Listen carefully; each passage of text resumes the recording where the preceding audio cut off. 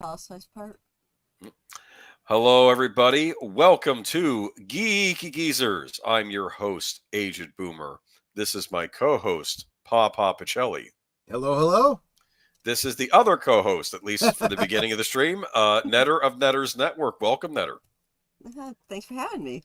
Yes, Yep. we needed a man from Uncle expert, or at least a fan, and apparently she is one. She absolutely is. She, in many ways, is the girl from Uncle. It's like I love the Man from Uncle. I remember catching an episode, and there was just something about it that it was like I have to see more of this, and it was like my regular thing. Then after that, I started scouring places to get like the DVDs or whatever, so I could see the different episodes until I'd seen them all. Kind of sounds like what we were talking about in the green room with all the other stuff.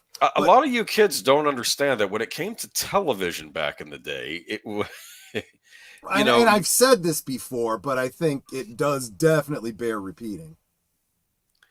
Yeah.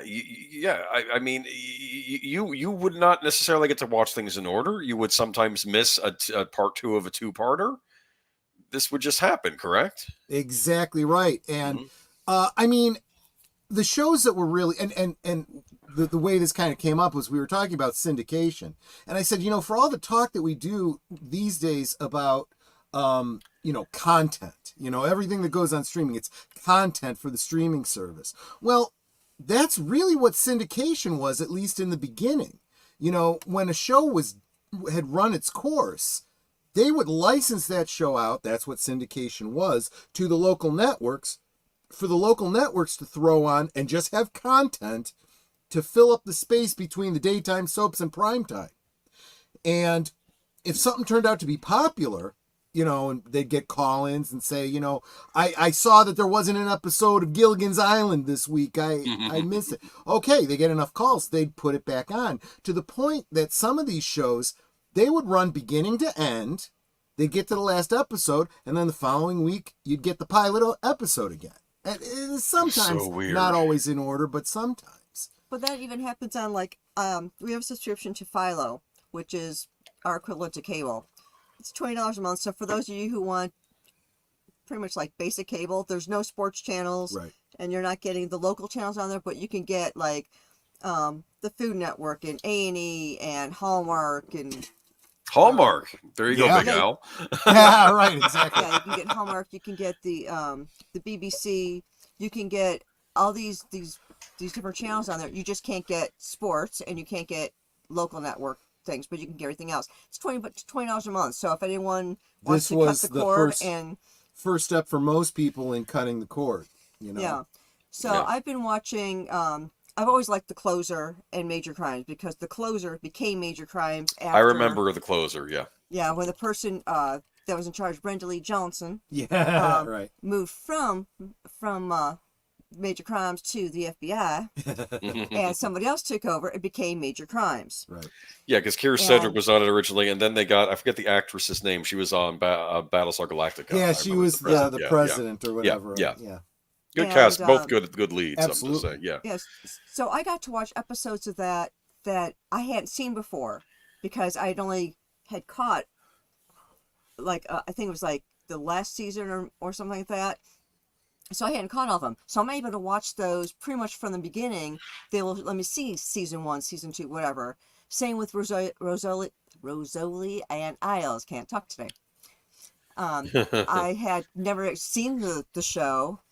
I'd heard some things about it, and mostly what I heard is that supposedly the two main characters were supposed to be gay, which actually is not the truth at all. No, I'm just saying that because it was 2 girls. Yeah, they always do that. Yeah, it's the classic shipping thing. Yeah, so I watched one episode just to kind of see what it was about, because it's like, okay, well, even if they're gay, let's see if it's a good show. Yeah, but they are not gay at all. They were not. They were not. One is an Italian American. Yeah. And exactly. The other one is one of those people who's uber smart but kind of clueless and on a personal level.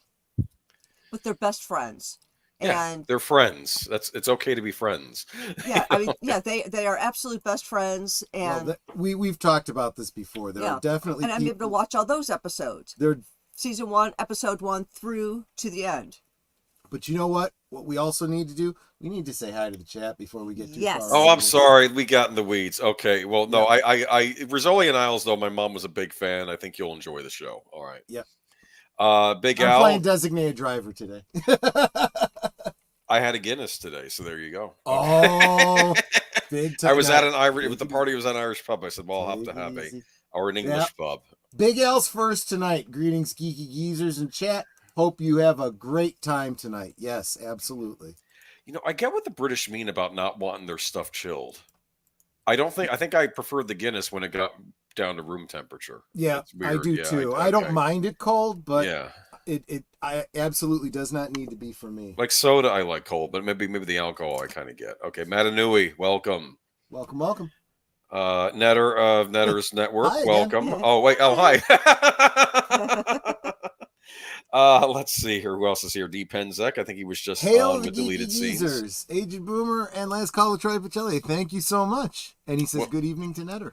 Welcome, deleted scenes. Deleted scenes. What is that? I see you do that every week, and it's lowercase 0 and 7, and I'm sure it must be some sort of emoticon, but I don't understand it. I am just not hip enough. I'm too much of a geeky geezer. I guess not. Well, we all become the geezer at some point, right? I suppose, inevitably. All you it kids beats out the there. alternative. You'll be talking about how great Fortnite was, and the kid will be playing Bazoozle Boomer and not know what you're talking shooters. about. Yeah.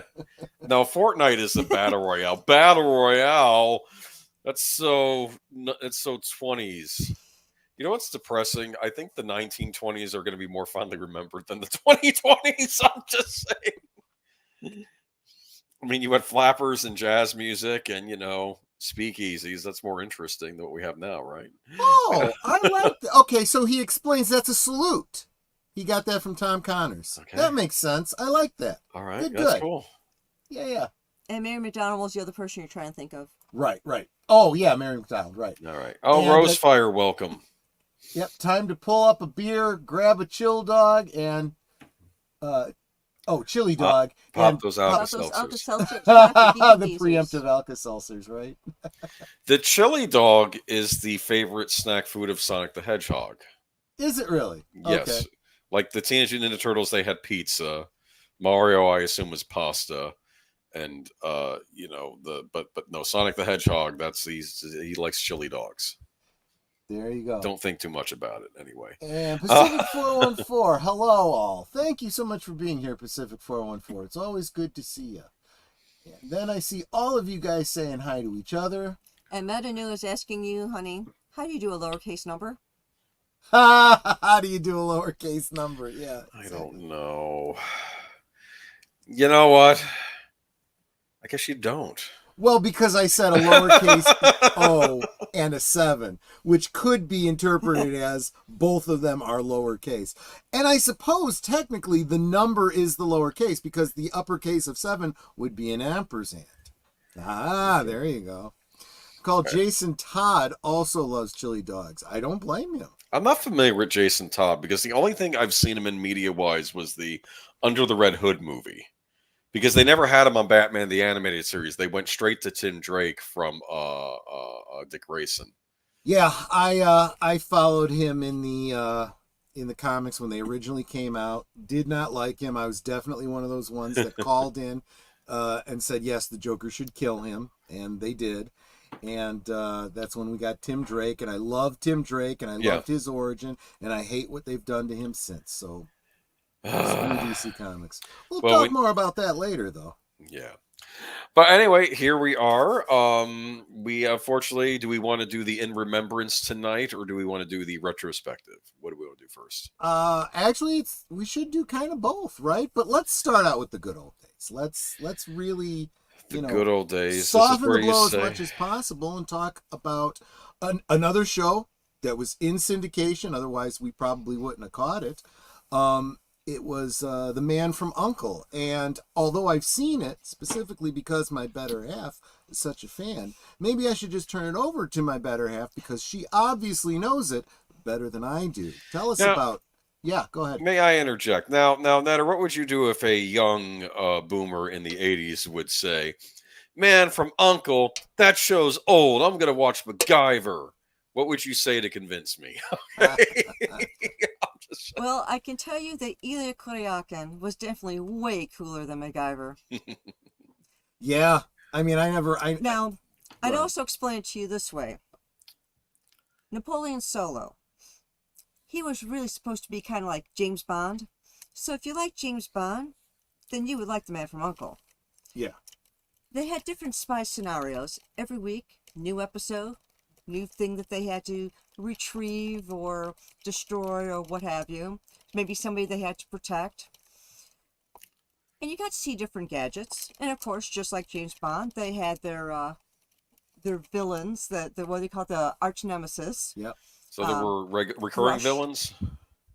recurring villains. What was? Didn't they have like a name like Thrush? Thrush? Right. Thrush. Yeah. So that was like their version of Spectre or Hydra, Mhm. basically. Yeah, right. Okay, And it kind of all looked like a raven. Hmm. And those were the bad guys, and I don't remember what Thrush stood for. Although Uncle stood for United Network Command and United Network Command of Law Enforcement. right. Okay. And Thrush stood for technological hierarchy for the removal of undesirable and the subjugation of humanity. So in other words, yeah, I mean basically the World Health Organization. Oh!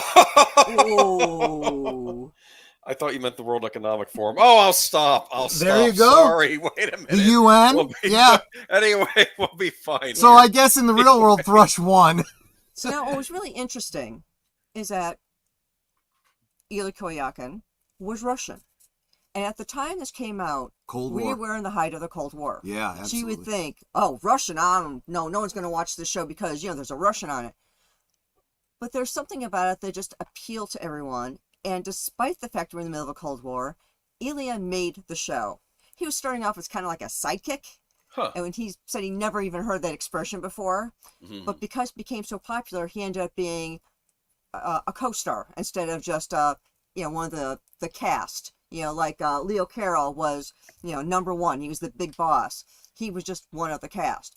Even though he had been an actor like forever because he was older than dirt, he was not considered to be a co-star. He was just one of the cast. Whereas David McCallum made it up to co-star status. It's like, and like with any television program, whether it be a cop show or whatever, like I said, each week they had a different thing they had to do.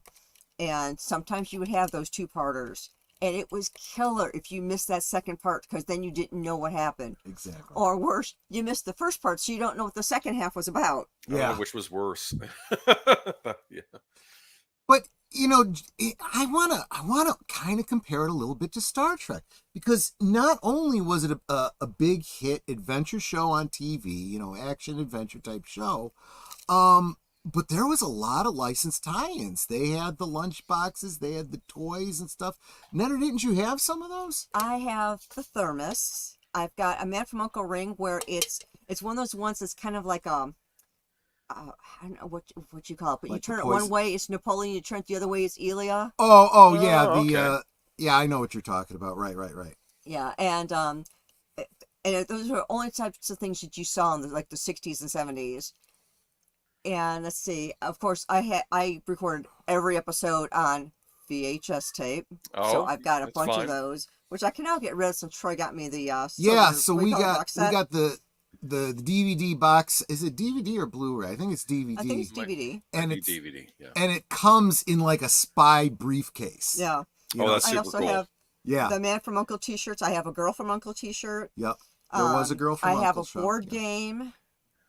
I'm trying to think of what else I have in there because I haven't been in. I actually have a little trunk filled with all this memorabilia, and I can't remember half of what's in there. I've got posters, of course, and just like anything that I could find on David McCallum, I pretty much got and put in there, and he was obviously my favorite because I thought Napoleon was way too full of himself. He always tried to act so suave and debonair, and I'm the ladies' man, and it was just like, no, you really are. I did feel like it almost felt generational, right? You had Batman and Robin, right? You had I forget the two blokes from the time tunnel. You know, the younger one always was appealing to the younger generation. I felt like, you know, David McCallum's character was definitely that teenage Beatles era. You know, he even kind of had that sugar bowl haircut type of thing. You know, Right. I saw from the picture. Yeah. but, Yeah, like I said, I always thought Ilya was a far better spy too. Just because he just seemed more knowledgeable about things than Napoleon would just kind of go along with, yes, I got this gadget, I can do this thing. And Ilya would just kind of look at him and go, why don't we do this thing? yeah, which they would did work, lean you know? into the Russian pragmatism with that character. Now you did have Robert Vaughn though as Yeah. Napoleon Solo. He's a great actor. He's a classic TV actor. But you say he was just full of himself on this old show. Very much. And here is a bit of trivia about Robert Vaughn. He was actually blacklisted in Hollywood. Really? I know that. And he wrote a book on being blacklisted in Hollywood. Huh. Do you know why he was blacklisted? I want to say it was one of those political things. Probably. But yeah, he was blacklisted in Hollywood and then wrote a book on it. And he was like blacklisted for the longest time, but then you would see him, you know, doing guest appearances on different shows and all that. But it was kind of like, oh, okay, so you're blacklisting an actor just because they have a difference of opinion with other people. Wow. That's kind of bogus. Yeah. I like this. Rosefire said there was one episode where Ilya was captured by a desert tribe and pretended to be Lawrence of Arabia's heir. Napoleon teased him and a local girl chased him. Yep, that sounds like a pretty typical Man from U.N.C.L.E. type story. Absolutely. Now, am I reading this right? Was William Shatner on this series? He was on an at least one episode that I saw. First season may have actually been the pilot. Now that This think might have been about before Star Trek, right? This might have been pre-Star Trek. Let's see. Man from U.N.C.L.E. Wow, was... you've got some good actors on here. Jill Ireland was on here. So was Sharon Tate, I guess, before the Absolutely, incident. But yeah, obviously. yeah. Even Yvonne Krieg, who later was on Batman, appeared in an episode of The Man from U.N.C.L.E. Wow. So that you'd have guest stars. Maybe Shatner was a guest star. Now I'm thinking about it. Maybe he was like on an episode. Yeah. Yeah. Robert Vaughn was blacklisted for 5 years. I'm trying to see if I could. It's like I found an article, and now of course the blacklisted article is not telling me exactly why. Let's see, Control F. So yeah, the Man from U.N.C.L.E. ran from 64 to 68, and I'm pretty sure Star Trek was 69, and I'm almost positive that Leonard Nimoy also appeared in at least one episode of The Man from U.N.C.L.E. Yeah, and almost of course, positive. you know, like with any spy things, there's always the, you know, where's the secret entrance to the lair and all this. And they would go through DeFloria's tailor shop. Right. They'd go into a specific changing room, pull the little hook that was on the wall, and that would open up the door to get them into their headquarters. And of course, they showed several episodes where somebody accidentally hung something on that hook. Yeah. It pulled it down, it opened up, they found themselves at headquarters, and then surrounded by agents trying to figure out how this person got in there. And it's like, Did you not think through the possibility that someone might try to change it but and this is change the it? thing. The hook was not supposed to be active unless DeFloria pushed a button on his steamer, and that was supposed to activate the hook. But I guess sometimes it would glitch. I see. Okay. So you need that for the gag. There you Yeah, go. because like there was one where this girl was changing out of her dress because she had a rip in her dress or something, and DeFloria's going to sew it for her. So she goes into the changing room. She's taking it off. She reaches up as she's trying to get this off over her head, pulls down the hook. Yeah. She finds herself stumbling into the room with the dress half off of her head, and you can just see like her slip. And then, you know, she's surrounded by agents, and they're like, you know, who are you? What are you doing here? And she's like, just screaming like, I don't know. Who are you? What's going on? You know, I was just changing my clothes. Yeah, it should be the kind of thing where they would know this happens from time to time. They should be briefed on. It was also interesting that sometimes members of Thrush would figure out how to get in there, and they would, you know, knock out DeFloria and push the little button on the steamer and go in with their guns blazing or knock out gas or whatever. Because they never really killed anybody. It was more like they would not, do gas to knock people out. Because you see the girl at the front desk suddenly just slump over her desk so delicately, and then they go, Very through 60s television. yeah, go through all the maze of corridors to try and get to wherever to get the whatever object they wanted. Man, yeah. So it was a very popular show, even here in the States. It kind of had that kind of a Doctor Who-ish type appeal, where it was much bigger, obviously, overseas. But So was this a British series or an American series? That's my next American. question for you. Oh, it was American. was it an Okay. American series? It was an American series. I thought it was yeah. British. It probably comes from the whole fascination people had with the 60s spy genre, but not that all of that wasn't British. Like you had stuff in England like the Avengers, right? True. Like the John Steed and all that. But then you had Man from Uncle. Was Get Smart riffing on Man from Uncle, the Mel Brooks series? I'm sure that there must have been at least I think it some was, allusions yeah. there, but Yeah. more than that, it was more James Bond. It was riffing. Okay, I mean, because originally, Napoleon Solo was supposed to be like James Bond, right.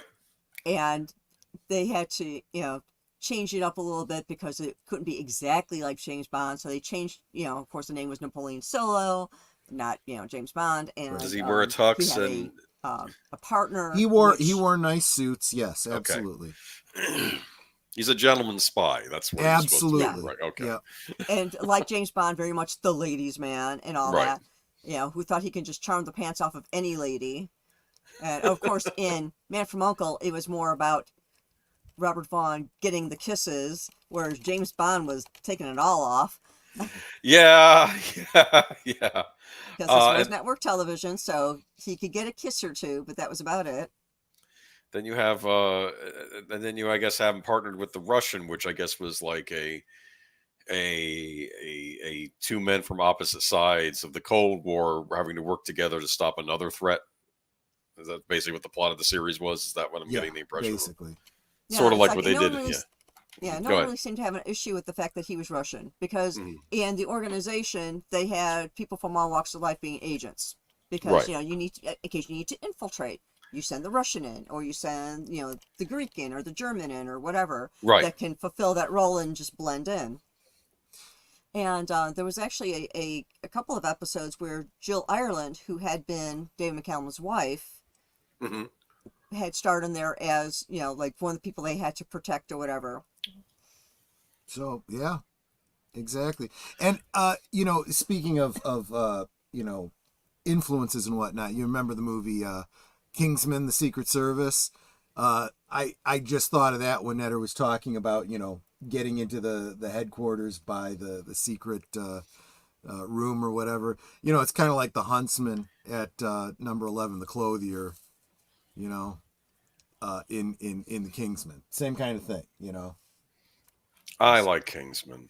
Yeah, that whole British gentleman spy trope, I think, is just brilliant, and I think that you cannot convince me the Kingsman was not influenced by the man. It was. The interesting thing about the Kingsman sequel was the guy that was the upper class gentleman that was giving the guy, the lower class British guy, the trouble. Right. In the sequel, he's more acting like a lower class guy because I guess he's on the outs now, and he's more thuggish now, and now the other guy's more the gentleman. It's like the roles got reversed, and it kind of makes sense given the story. So yeah. So there you go. And supposedly the Man from Uncle was canceled because I forget who it was, and somebody out there might know, or Troy might even know. I want to say it was Lucille Ball wanted Star Trek. Oh, that might be. It was some producer or whoever. Their wife wanted Star Trek, so they canceled Man from Uncle so that Star Trek could take over. That might very well be, because I don't know what show it was that was canceled, but I know that it was Lucille Ball who saved Star Trek. Yeah. I remember that there was another thing where I think a producer's wife or someone at the network's wife, it was either between Gilligan's Island or I think a Western series. I was either Rawhide or Bonanza, and the wife wanted the Western series. That's why Gilligan's Island got canceled. Isn't that weird? Yeah. I heard that story too, but I don't know. The early days of television. I mean, If you think about 1960s television, it's very interesting because it was Man from Uncle in color, just out of curiosity, or was it black and It white? started out in black and white and then was Then went to eventually done in color. color. Yeah. Because I think they were really pushing the sales of TV with a lot of these television series. You know, you Yep. get your colors set, you can watch it in color. But interesting how it started. In fact, if you look back on it, though, the original Star Trek pilot was also black and white, wasn't Yep. it? Yeah, the one Yes, that it never was. aired. The one that Well, never aired. Yeah, because it never aired. And then it was when they finally worked it into the Menagerie, the two-parter, Yeah. they used the color footage. The color footage they had from that episode, Yeah, they probably had a exactly. mixed footage, yeah. Actually, it was Interesting. filmed in color, but they knew they were going to end up releasing it in black So and white. they shot it in color, but for realizing that it would probably have to be aired in black and A white. lot of Okay. shows were at that transitional period Right. were done that way, yes. But there you go. But Man from Uncle, I'll look into watching it someday, Netter. I've heard good things. Yep. I need to watch that. I have an Emma Peel Avengers set too. I need to get around to watching that. We got I those. love we got the those Avengers. As well. Yeah, Got those as that's well. another Just good haven't one. had a chance to watch the show. But It's just so many things, you know. It's interesting though. Retro blasting. Michael French, right? Yeah. He did an episode a couple months back where he was having a discussion about he was wanting to talk about this kind of espionage spy movie type things, but the stuff that started in the 90s and on, and not the stuff from the 60s. And he's right, because there was a resurgence in Yes. movies and stuff that was like post Cold War spy era movies. And I got what he was talking about. I think I recommended Haywire with Gina Carano as one of those types of movies where she's like a super agent that Absolutely. ends up getting on There the you go, outs with the sweetie. If organization. you're looking for a gift for me, you can get me the original, the best Avengers. We actually have it. Do we? Yes, we do. Surprise! Uh-oh, okay. It's on the wall Yeah, there. John Steed is the bomb. Yeah. Yeah. He was better than James Bond too, in my opinion. I'm reading the James Bond books right now. It's actually interesting how they differ from the movies a bit. Well, hold off on the James Bond talk. Yeah, 'cause we'll we're gonna talk about touch that back later. on that a little bit. Now, do you later have on. all of the books, the James Bond books? I have the audio versions. You got the audio version. Well, that's something. You know, it is harder to get some of the physical. But we'll Matter we'll got talk all the about. books. Yeah, that was good that she did that for you. They're actually good reads, and they're rather brisk. They don't waste a lot of your We time. may have a reason to get brushed up on those original Ian Fleming books, and we'll talk more about that later in the stream. We'll talk that. But we have now- an in memoriam now. Yeah, let's continue talking about David McCallum. He just passed this week, just a few days after his was it 90th birthday? Uh-huh. David Keith McCallum was a Scottish actor and musician. He gained wide recognition in the 1960s for playing secret agent Elia Koryakin in the television series The Man from U.N.C.L.E. His other notable television roles included Simon Carter in Cold Eats, 1972 and 1974, and Steel in Sapphire and Steel, 1979 and 1982. Beginning in 2003, and that's probably what I was thinking of. It was Sapphire and Steel that was a British-made show. I think it was ITV. Yes, that was very British. Beginning in 2003, McCallum gained renewed international popularity for his role as NCIS medical examiner Dr. Donald Ducky Mallard in the American television series NCIS, which he played for 20 seasons until his death. On film, McCallum notably appeared in The Great Escape in 1963. Yeah. Now, David McCallum was born on September 19th, 1933 in Glasgow. He's the second of two sons of the orchestral violinist David McCallum Sr. and Dorothy, who was a cellist. And when he was 3, his family moved to London for his father to play as the leader of the London Philharmonic Orchestra. I mean, that was an influential family right there. Yeah. Then early in the Second World War, he was evacuated back to Scotland, where he lived with his mother in, I'm probably going to butcher this, Gertlecham by Loch Lomond. Yeah. McCallum had actually won a scholarship to the University College School, a boys' independent school in Hampstead, London, where when he was encouraged by his parents to have a career in music. He chose the oboe. In 1946, at the age of 13, he began doing voices for the BBC Radio Repertoire Company. He was also involved in another amateur drama at the age of 17. He appeared as Oberon in an open-air production of A Midsummer's Night Dream with the Play and Pageant Union. He left school at age 18 and was conscripted for the national service. So he joined the British Army's 3rd Battalion. The Middlesex Regiment. I know a lot about them. That's another story. Sorry, guys. Yeah, you know everything. Yeah. Which was seconded to the Royal West African Frontier Force. In March of 1954, he was promoted to lieutenant, and after leaving the Army, he attended the Royal Academy of Dramatic Arts, also in London, where Joan Collins was a classmate. Wow. Joan Collins claims that Dan McCallum was her first boyfriend. Yeah, she did say that in an interview, yes. His first acting role was in Whom the Gods Love, Die Young, playing a doomed royal. In an interview with Alan Titchmarsh, with Alan Titchmarsh broadcast on November 3rd, 2010, McCallum stated that he had held his equity card since 1946. Wow. His early roles also included an Outlaw and Robbery Under Arms. Seen that one. Yep. A junior RMS Titanic radio operator, Harold Bride in A Night to Remember. Didn't see that one. That was a much better version, in my opinion, of the story of the Titanic than that one that everyone goes on and on about. But that's, you like what I did there. You caught that. Yeah. Okay. I caught it, yeah. Juvenile Delinquent and Violent Playground. Mm-hmm. His first American film was Freud, The Secret Passion. And that was directed by John Huston, which I'm sure many of you know. That was shortly followed by Peter Ustin's Billy Budd, which I have seen. Yep. The role that I know him most outside of Man from U.N.C.L.E. was in The Great Escape, where he played Lieutenant Commander Eric Ashley Pitt. Right. And that was released in 1963. He took the role of Judas Iscariot in The Greatest Story Ever Told.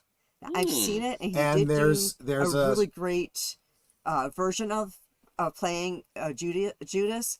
Some actors do not do it justice. It's a role that you've really got to be committed to if you're going to be doing that, because you are playing the betrayer of Christ, and you got to sell it. And speaking of Christ, here's your other Star Trek connection. Greatest Story Ever Told, starring Jeremy Hunter as Christ, as I recall. Mm-hmm. He also appeared in two television... I can't talk.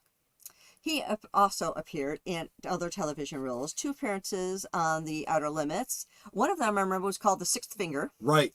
And he also had a guest appearance on Perry Mason in The Case of the 50 Millionth Frenchman. Yeah. But he was an Englishman, so I don't understand where the Frenchman comes in. Yeah, it's like one of those things like on Star Trek, like Jean-Luc is supposed to be a Frenchman, but he has an English accent. It's like, yeah. You know? Well, Ilya Kuryakin was a Scottish guy playing a Russian, so. Who, had a kind of an English accent. And let's not even get started with Sean Connery.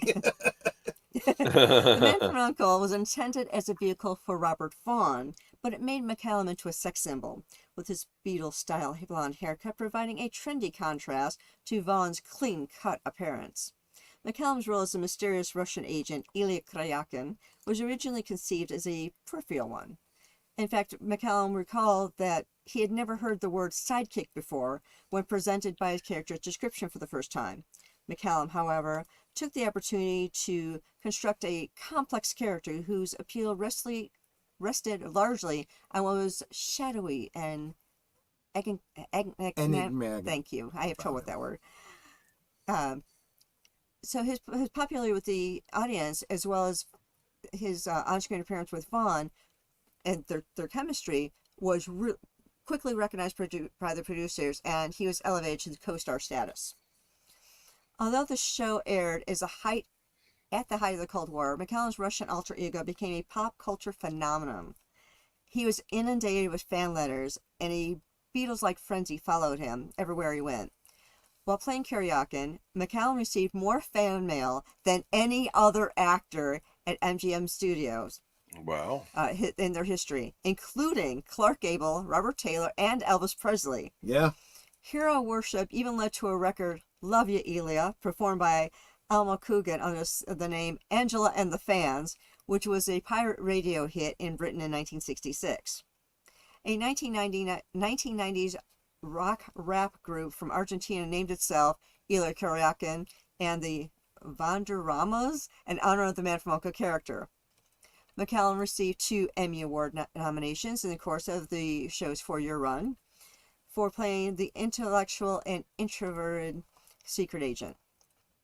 And that was the other thing. It's like with The Man from U.N.C.L.E., where Robert Vaughn was supposed to be the ladies' man, it seemed like Eli got the girl more often. Yeah. Probably because he was more quiet and more shy and, Didn't try that as sort of hard. thing. He usually ended up with the girl more, He I was the thought. young stud.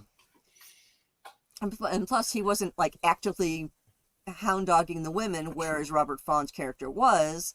So I think the women were more attracted to that. Like, okay, this guy isn't hitting on me. Okay, I want to get a little closer and find out more about this guy. I mean, that's how Troy and I ended up together. Funny. McCallum and Vaughn reprised the roles of Kuryakin and Solo in the 1983 television film Return of the Man from U.N.C.L.E. And in 1986, McCallum reunited with Vaughn again in an episode of the A-Team entitled The Say Uncle Affair, complete with chapter titles and the word affair in the title, which was the phrase thing. open Channel D and other similar scene transitions. Yep. It's like all That's a of callback to the Man from U.N.C.L.E. Yeah, all of the Man from U.N.C.L.E. episodes was the whatever affair. It was always the something affair. Affair, Every single one okay. of them. Yeah. Yeah. In an interview for a retrospective television special, McCallum recounted a visit to the White House during which, while he was being escorted to meet the U.S. president, a Secret Service agent told him, "You're the reason I got this job." I mean, that's got to be pretty cool, right? Yeah, right? McCallum never quite repeated the popular success he gained as Kuryakin until NCIS, though he did become a familiar face on British television, such shows as Colditz, Kidnapped, ITV's science fiction series Sapphire and Steel, opposite Joanna Lumley. Joanna who was Lumley, Queen yeah. Mary, right? I've heard good things about that one. Yeah. Yeah. And the short-lived television series The Invisible Man. Yep. McCallum appeared on stage in Australia in Run for Your Wife, and the production toured the country. Other members of the cast were Jock Smethurst, Eric Sykes, and Katie Manning. Katie Manning. I don't know who any of those people are. Oh, you know Katie Manning. We'll Do I? go Okay. back to that later. Yeah. McCallum's played supporting parts in a number of feature films and played the title role in the thriller Soul Madrid. Mhm. I have a copy of that. Yep. Oh, and I did see that one. I was trying to think if I saw it. McCallum started with Diana Rigg in the miniseries Mother Love. In 91 and 92, he played the gambler John Gray, one of the principal characters in the series Trainer. He also appeared as an English literature teacher in an episode of Murder, She Wrote. Now I gotta find that episode. I didn't see that one. And I could see that on Philo, too. Absolutely, you can. Yeah, you can watch all these different shows on Philo if you're looking for cheap cable. In the 1990s, McCallum guest starred in 2 television series. In season 1 of Seacrest DSV, he appeared as a law enforcement agent Frank Cobb of the fictional Broken Ridge of the Auckland Confederation, an underwater mining camp off the coast of Australia by the Great Barrier Reef. He also had a guest star 1 episode appearance on Babylon 5 Yep, as I Dr. remember. Vance Hendricks in season 1. I remember that Infection. episode. Yeah, see?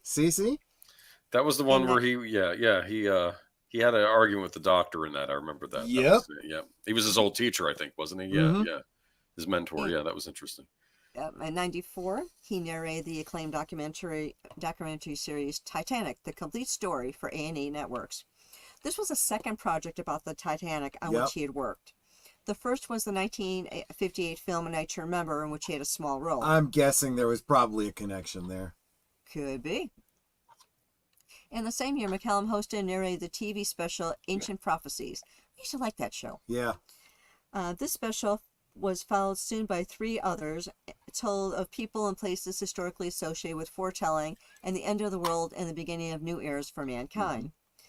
Beginning in 2003, McCallum starred in the CBS television series NCIS as Dr. Donald Ducky Mallard.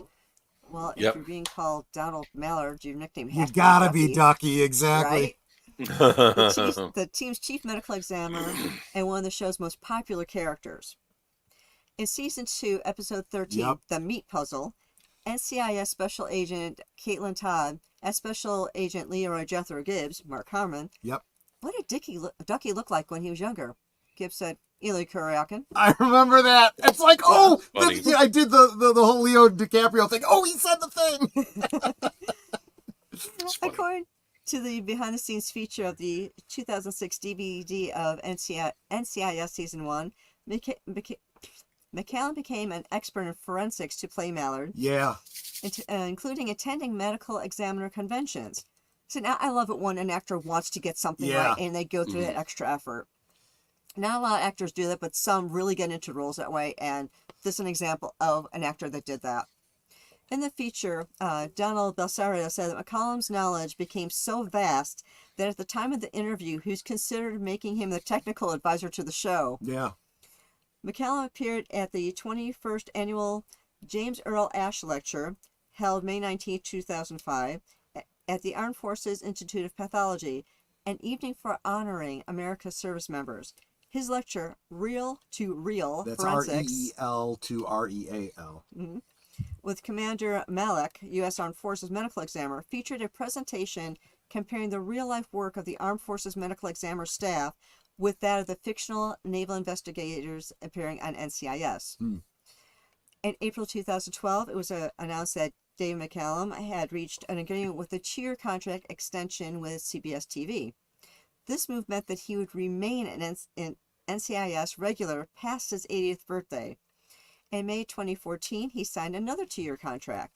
He signed an extension in 2016, beginning a limited schedule in 2017, and then renewed his contract for each season separately. With series lead Mark Harmon's departure from the show in fall of 2021, season 19, McCallum became the last remaining member of the original NCIS until his death. Actually, I don't think that's true, because McGee was on there from, it was like the 3rd episode on, and he was an original cast member. Of season 19? McGee has been in it from the beginning. But Okay. not from the very So- first episode. Yeah, he wasn't in it from the first episode. Only No, he came in started- episode number 3. That's true. He It's started like episode Astrid number on 3. Fringe, you True, know? true, true. It's like Yeah. Oh, that's right. That's right. And he got in there as kind of a lark. It was one of those things where, because he's a computer expert, they were trying to figure out some code or to hack something. I think they had to hack into something. Yeah. He was able to do it, and then he got transferred to the NCIS main team Yeah. as one of the agents. And So- he'd been in it ever since. So McCallum also had we when we were starting at the beginning, he obviously came from a musical family. In the 1960s, he recorded 4 albums for Capitol Records with music producer David Axelrod. Music, A Part of Me, in 1966. Music, A Bit More of Me. I got that one. Yep, in 96. And Music Is Happening Now in 1967. And McCallum, 1968. The best known of his pieces today is The Edge, which was sampled by Dr. Dre as the intro and riff to the track The Next Episode. McCallum's version of The Edge appears on the soundtrack to the 2008 video game Grand Theft Auto 4 what? and the 2017 film Baby Driver. He also sang in an episode of The Man from U.N.C.L.E. It was just a short little tune, but he sang in there, and that was the first time I figured out he can sing. Yeah. And that's when I was looking at the credits, it said something about, like music by David McCallum, like Yep.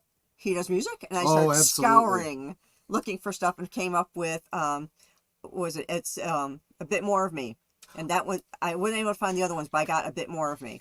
On the released records, McCallum didn't actually sing, as many television stars in the 1960s did when offered recording contracts. As a classically trained musician, he conceived a blend of oboe, chorangelus, and strings with guitar and drums, and presented instrumental interpretations of hits of the day. The official arranger of the album was H.B. Barnum. However, McCallum conducted and contributed several original compositions of his own over the course of 4 LPs. The first 2, Music, A Part of Me and Music, A Bit More of Me, have been issued together on CD on the Zonophone label.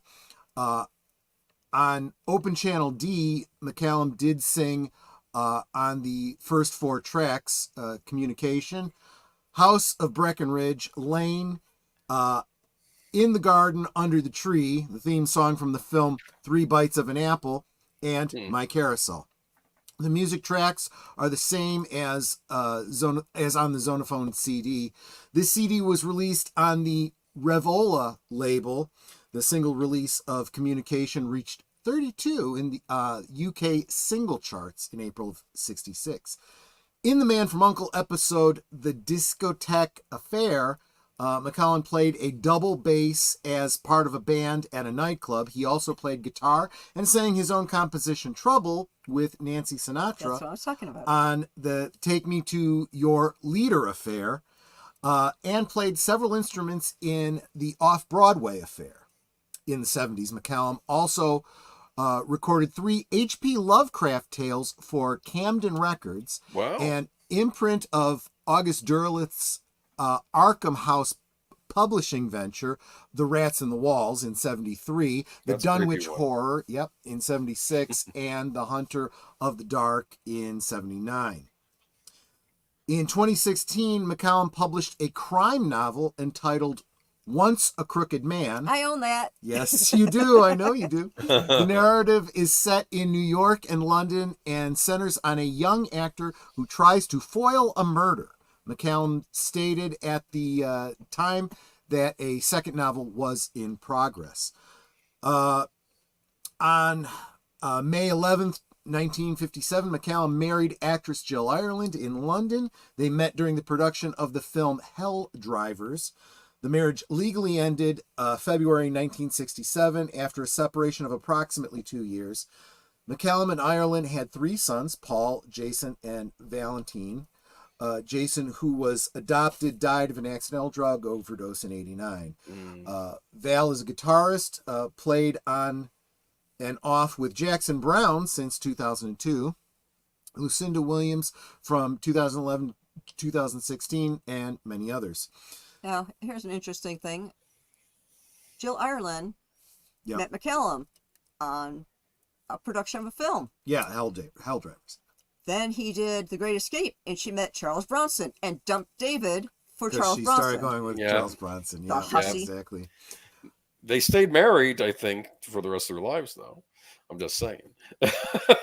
Oh, Bronson? Yeah, yeah, and Jill Ireland. Yeah. Yeah, she actually died from breast cancer. Yeah. Oh, that's too bad. Yeah. September 16th, 1967, McCallum married fashion model turned interior designer Catherine Carpenter in Valley Stream, New York. The couple met at a photo shoot for Glamour magazine in '65 and were together for 58 years. They had a son, Peter, and a daughter, Sophie. McCallum and his wife were active in charitable organizations that support the United States Marine Corps. Hoorah. Catherine's father was a Marine who served in the Battle of Iwo Jima, chewed some of the same ground as my Uncle Ralph. And her brother was killed in Vietnam. On 27 August 1999, McCallum was naturalized as a United States citizen.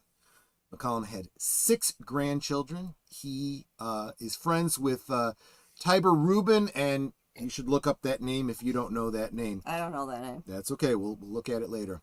McCallum died at the New York Presbyterian Hospital in New York City on the 25th of September of natural causes, 6 days after his 90th birthday. Oh, we've lost a legend, I think. That's what it sounds like. Yep. And, we're not going to get any farther into it, but I'm going to drop you a little article so that you guys have some. Yeah, you can read it later because because I figure we've talked enough about I this, know but- I took up half your show with this, It's but fine. this was a big one for Netter and me. And, I know him. I knew him from NCIS. He was Ducky. Yeah, Remember when they had absolutely. John Cryer guest star, I guess is maybe the guy, like his new assistant, or at least he was guest starring. Then he said, "Oh, well, that's just Ducky." And he said that, of course, that's a reference to Exactly. what was it? Pretty in Pink, right? That was a Yep, reference to that's Pretty just in Ducky, Pink. yeah. But then, of course, it also goes with John. Well, also the guy's name is Ducky, right? It's just, Right, it's so exactly. bad. I love those little in references. You, like I said, you do the Leo DiCaprio point. Oh, I got that reference, Yes, exactly. Dave McCallum, Starman for Uncle NCIS, dies at 90. But you know what? He lived a good life, and we'll miss him. And you can check out his work. He's left a big, like I said, I want to check out those H.P. Lovecraft recordings now. I'm curious about those. There you go. The Rats on the Walls, that's a disturbing story. It really is. It I really mean, the is. title is The Rats in the Walls. That tells you all you need to know going into it, right?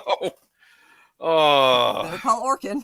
Exactly. But well, like I Netter, said, thank you so much for taking us on by. this little journey of David McCallum. He will be missed. Yes, but thank you so much for the Man from Uncle retrospective as well. It's a bucket list show. It's funny. We always talk about, I've seen this. Well, we haven't seen everything. Like there's shows Troy hasn't watched. There's shows I haven't watched. It's kind of why we do the good old days. Exactly. Anyway. Maybe. All right. So moving on. Do you want to do that gaming article or no? Do you want to skip that one? Do you want to skip? Yeah, we can skip it. You didn't seem too hyped about it. I only dropped it because I know you're a gaming guy, but I don't it would follow League of Legends. Oh no, I have to cover it. It's in the headline. Do you want me to drop the article then? Just drop it. Okay. I won't spend too much time on it. I'm not going to spend too much time on it. I forgot I stuck it in the headline. I guess I could always change the headline. You can if you want to, but let's just do it. I won't. You know what we could do is we could always say, "Look, there's an article. Go check it out if you're interested." Let's read the first three paragraphs. Here's a Twitter link from Redux, so you can hear a bunch of biddies bitching about it. Lots of people will claim the title gamer, but people game in different ways. Yeah. For instance, this is all about League of Legends, and which is an esport. I'm assuming, and maybe the game isn't itself an esport, but it's used in esports. Yeah, I'm not into esports. I hate to break this to you. I think when you had guys over at ESPN quitting because it's not a sport, I was almost on their side but for the opposite reasons, because I don't want to see gaming corrupted by esports. I don't want to see my hobby corrupted by esports and, trying to do it. Okay, deleted scenes. The League of Legends Championship Series LCS has been embroiled in controversy and challenges in recent years, from allegations of abuse and harassment within esports organization to labor disputes and the dominance of imported players. The LCS has faced criticism on multiple fronts. In 2021, an investigation by Riot Games, the developer of League of Legends, revealed that the CEO of Team Solo Mid, Andy Reginald Din, had a history of abuse and harassment in the workplace. It wasn't until a renowned pro player, Yilang Double Lift Peng, brought attention to the issue. I just lost the article. Sorry. Oh. Give me a second. I should have had it open myself. Sorry it's about not that. Your fault. Stupid pages. I am being. We love Apple here, though. I'm being a bad designated driver. Sorry. Whatever. You're the designated driver. Oh, that's right. Because I had my one Guinness, so I'll be flying for the year. Okay. Okay. I gotta catch where we were though. In 2023, I'll just skip to a random part. In 2023, Riot began investigating reports of another esports organization, Evil Geniuses, forcing a player named Kyle Danny Skamanki to compete in LCS matches despite declining mental and physical health. The neglect and mistreatment led to Danny's diagnosis of malnourishment and his departure from professional League of Legends. What do you mean malnourishment? Is he just stuck? He's stuck playing the game and he can't get away from it. You don't get your sandwich until you get this. Please, sir, can I have some more? No, play your game. And I'm just imagining his thumbs are getting all bloated and bleeding and stuff. Yeah, he's bleeding all over his controller. I'm joking, but what am I supposed to take from this? See, I know. It is scary. I don't know. Took attention to the issue. Okay. All right, let's go ahead. Riot Games itself has faced accusations of power abuse and discrimination. The company settled a sexual harassment and gender discrimination lawsuit for a record $100 million.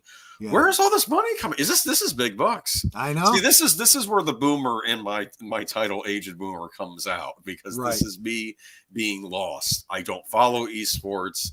I remember they did an episode of Bull that was all about an esports thing, and Bull was interested in esports, which is a bunch of BS. He wouldn't care. Yeah. But anyway, let's move on. Despite its involvement in these investigations, Riot made changes to the LCS without consideration of players in the LCS Association. The elimination of North American Challengers League, which serves as a feeder for professional League of Legends, resulted in sudden employment for many players, coaches, and management. Do you play League of Legends? No, I have no idea what it is. I assume it's some sort of an RPG. Anyone in the chat?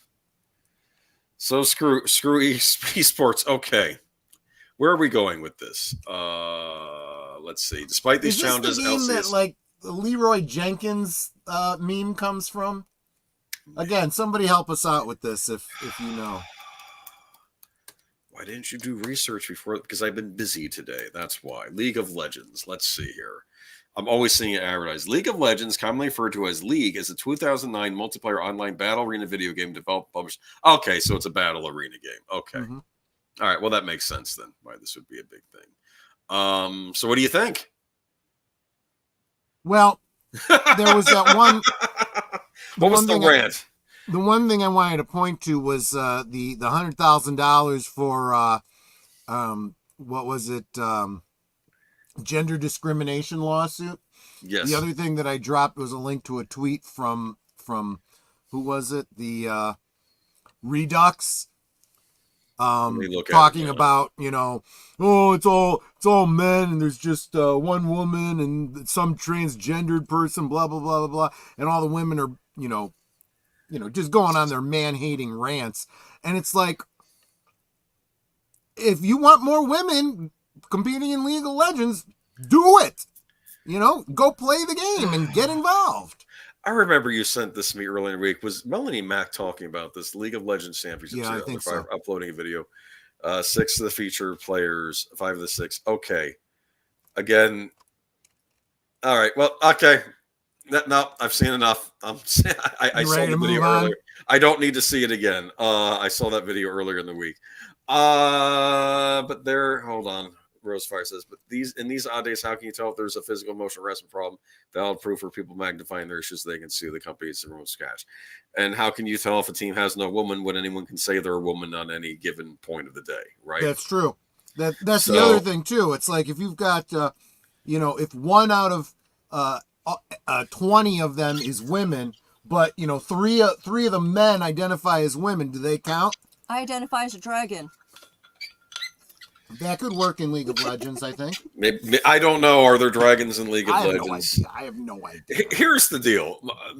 One day we'll have to go into my whole gaming thing. Maybe not. Let's not waste time on that. I'll be here for 3 hours. Okay. I do not give 2 Fs about League of Legends. Well, on that note, here you go. Let's move on to the next article. What do you think? Let's talk physical media. Some Target stores reportedly no longer selling DVDs, Blu-rays, and CDs. And what I did want to share with everybody was the picture in the thumbnail actually comes from YouTuber The Vagrancy Horror, friend of the channel. Yeah. These are, and I'm gonna. How can I share them with you? I'm going to. Here's what I'll do. I will do the whole share my screen thing. Let's do it. Present, share screen, Chrome tab. Give me a second. Let me find it. There it is. Okay. Oh. So this is from the thumbnail. Oh, I got to get rid of your thing because we can't see it. Okay, there we go. Let's take a look. This is from the what do you call it? The Target that Vagrancy Horror works, and he was saying this is all there is at the store now. Yeah. Oh, in fact, okay. Let me actually. Did I? It's over. Well, it's not over, but it's over. It's. This is not good. That's all. Hold on. Yeah. See if you can find more pics. Give me a second. Target. I never went to them. They were never my primary source for DVDs, but you would go there. I remember getting Chronicles of Narnia on DVD there. Remember the Chronicles of Narnia? Absolutely. Okay, I got that on DVD. And what he said here is, let me see. The good Disney version. I heard on the I work at a Target, and I can personally confirm this. At my store, the movies have been reduced to a couple of shelves. Picture below. It's not just movies either. CDs and records have been condensed down to this one aisle that they share with movies. I work outside mostly. I'm head of the. I'm. He oversees the cart pushers. He said. So I don't know much about plans going on, but from my own looking around, it seems that the shrinkage is to accommodate bigger stock of books and manga, especially young readers. I plan to snoop around a bit more and get a look at some of these books. But that's it. That's that little island that you would see in an aisle is all there is. But Did he say that they gave a reason for why they're not putting them out? he doesn't know. He was just sharing his observation. So he doesn't have that kind of an insight, into it. But let's jump into this article. That the article actually has more about that. So. Yeah, and I'll get into this. Between Target's lack of DVD, their summer rogue scandal, they may go out of business soon. I grew up loving Target, going for princess and back to school stuff, but they may die eventually. Yeah. I don't know. This is all very disturbing to me. I was never a huge Target shopper, mainly because there was never one in my general vicinity. I mean, I can find them in the neighboring town over, but not in the town I live in. What Rosefire refers to is there are a bunch of Target stores going out of business, particularly, kind of surprisingly, California, Washington, New York. Yeah. I don't know why, those places. I can't think of any reason.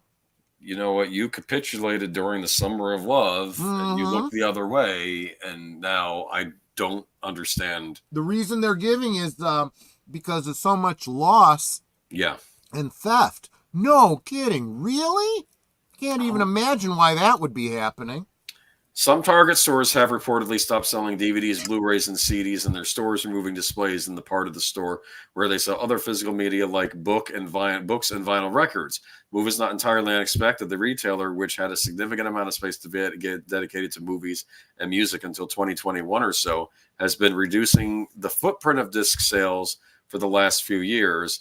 But it's surprisingly in that it comes now as physical media seems to be experiencing a bit of a renaissance, with a number of Disney Plus shows coming to Blu-ray for the first time and some pretty big and notable sets on the way. Yeah, which we've talked about. Of course, that's all in the United States. There was also a recent report that Disney would stop selling discs altogether in Australia. Right. We brought that too as well. I have a lot to say about this, but let me just read this. Earlier this year, an informal study indicated that there were more movies and TV shows available on disc in 2023 than ever before, but that many of those releases were not coming from big studios. Indie movies, custom projects like school, sports, and local media, and even bootlegs being distributed online have stepped in to fill the gap in the market. Target has not made an official announcement on the matter, and continues to sell a wide variety of movies and music on their website. However, there have been a number of reports on social media, some including photos of empty shelving units. Yeah. A call to one New York store indicated that they still had a section, mostly Blu-rays and 4K discs, but some standard DVDs, and had no knowledge of plans to change that. Best Buy recently removed the home video section from their stores, with the only physical media still in most locations being records and video games. That means vinyl records. Isn't that... We're living in strange times, aren't we? It is, yeah. Okay. Walmart, Target's closest competitor, has also reduced the footprint of physical media in stores over the last few years, but in most cases, they maintain a section that's 2 to 3 times as large as Target's, and still have a lot of bargain discs, both on seasonal end caps and in their notorious bargain bins. The sifting through the Walmart bargain bin. Have you ever done that? I have. I think we've all been guilty. There's a bunch of crap there, but you'll find a bunch of crap, and then you'll find something. Oh, that's pretty good. I think, what did I buy in the Walmart bargain bin? What was that one with Katniss Everdeen in it? What's that called? Not Hunger Games. The one she did before. Never mind. I don't even remember the actress's name. Okay. But 2 things I want to say about that. First, subject matter expert on this, of course, is Greg over at Fanzine Vids. Make sure you check out his channel. He's talking about this kind of stuff all the time. If he did a video on this specific article, I don't know for sure, but I wouldn't be surprised if he didn't. But So check out his channel. The other thing I want to say is they kind of tried to give the positive spin to Target. Well, they got stuff on their website. Yeah, Target's website sucks.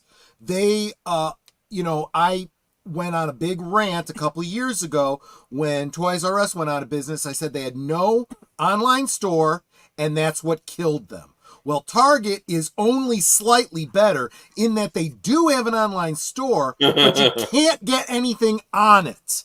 And you put in an order and they cancel your order because they don't have it or they can't find it, or their distribution model just sucks. I even had ordered some Target exclusive Star Wars action figures. The order was in, they canceled it, and then it was out of even though they had taken my order for the pre-order, they said, sorry, it's out of production. When did this happen? This was about 2 years ago. Okay, yikes. And I said, F you, and I ended up getting them on the secondary market. Not for much, because they weren't worth that much. Even though they were exclusives, they didn't sell that well. Ironically, probably because nobody knew they were there. Pretty much. There was a big part of that. So the only ones that were buying them were collectors like myself. I specifically wanted them because they were R2, 3PO, and Boba Fett in the animated style from Droids, which I kind of just wanted for the whole holiday special element of it. That's just where my collecting is. But I was like, F you, Target. I will never, ever, ever, ever buy anything exclusive from you again. Thank you, deleted scenes. It was Winter's Bone. There you go. I knew that was the ball. Yes. I knew he'd come through for us. Because that was like the Oscar contender. That was actually a pretty good movie. Okay, but what was I going to say? So Target has problems. Well, their website has problems, but I'm sorry. You go to Walmart? Yeah. You go to Amazon? Yeah. It's like half the time, I want this DVD. Nope, I don't want the version from Italy that won't play me my DVD player. I want the US version of this thing. I was on Walmart the other week, and I think I purchased Mario Strikers Battle League, the Mario soccer game for the Nintendo Switch. And I was like, oh, well, they have it there for $40. And I'm looking at it like, I want to get the US version, not a version from another country. I want the United States and North America. Really, it's Canada and the United States, but the North American version. It said US version. Get in the mail, and it had a big sticker on front saying rated PG.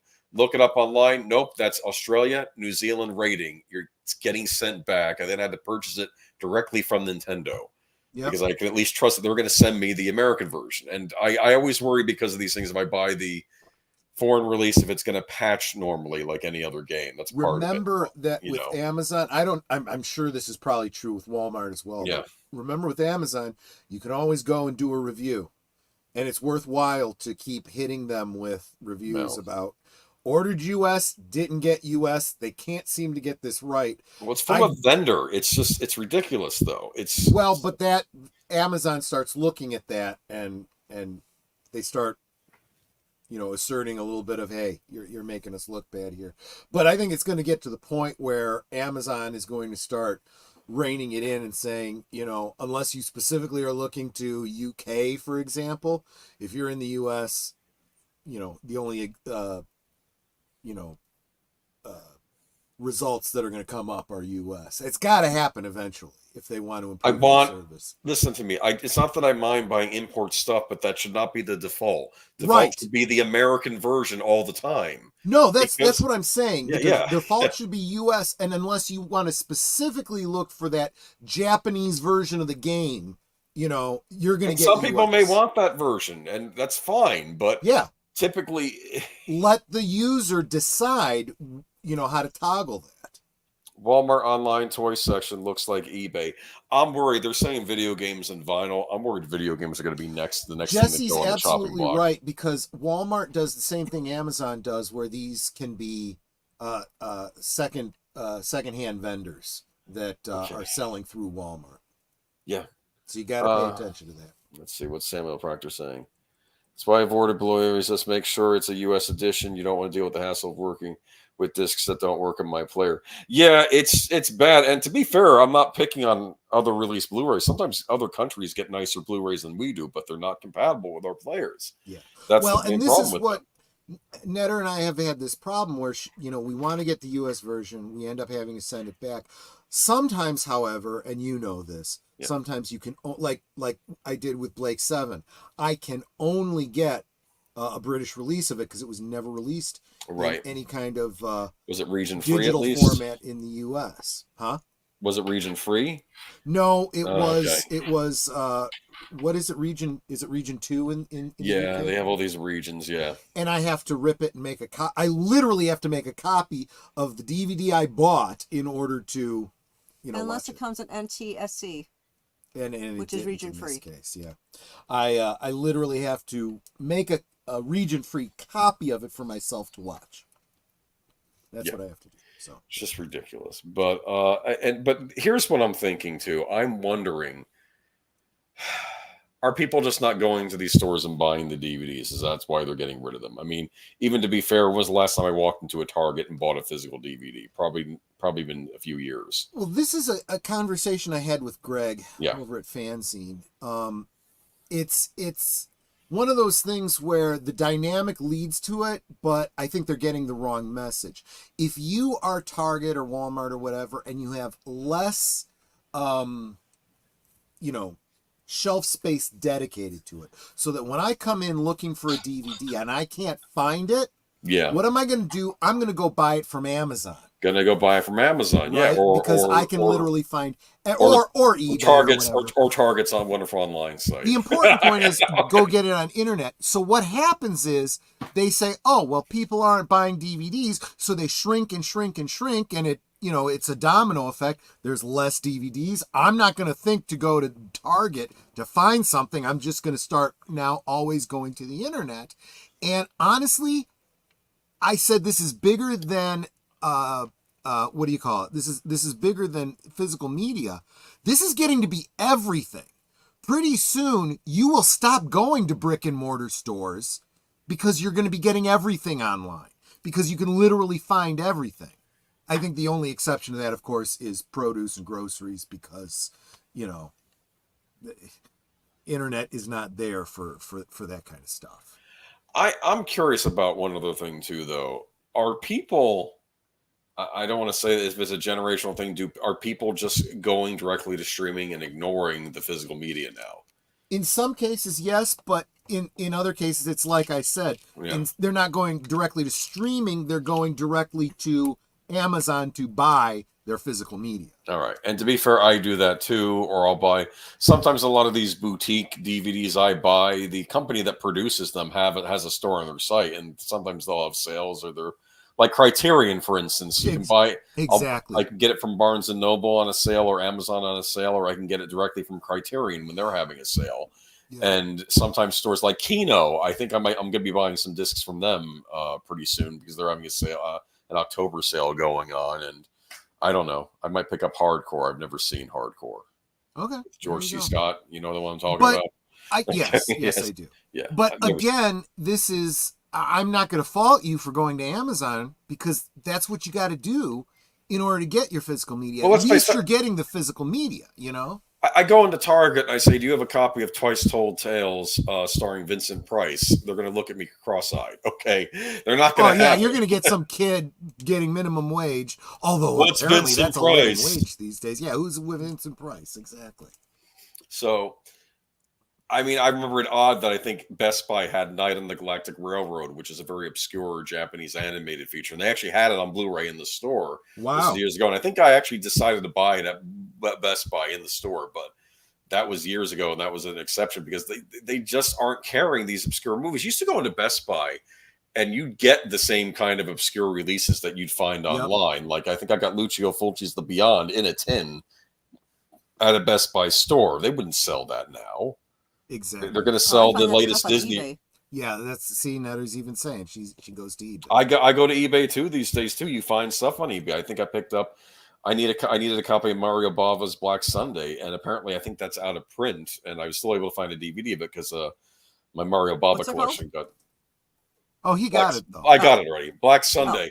But I used to have a Mario Bava collection, and that got messed up in the flood. So I'm Oh, having to there you replace go. these movies Yeah, piecemeal. and So that's for all the talk that I do about getting physical media. I mean, sure, we ideally you'd get everything directly, you know, original releases directly from, you know, the distributor or whatever, something that tells the studios you love this thing.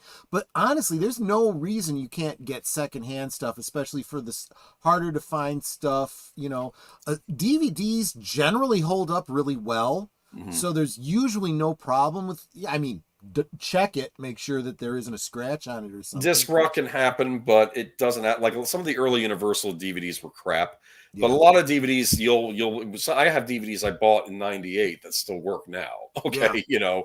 So also, what was worth watching on DVD like these current days? There's so much mediocrity in film and television, if not direct bad woke material. Well, here's Yeah. the thing, though: you still get companies releasing a lot of older stuff all the time. Like you got the Buck Rogers Blu-ray set a couple years ago. Yes, I was Yeah. so happy when I finally got that, and it came, like I said, after the original DVD release that did not have the pilot. It had the pilot episode in the form of the movie. It did not have the additional features that linked it to the series, but the Blu-ray did.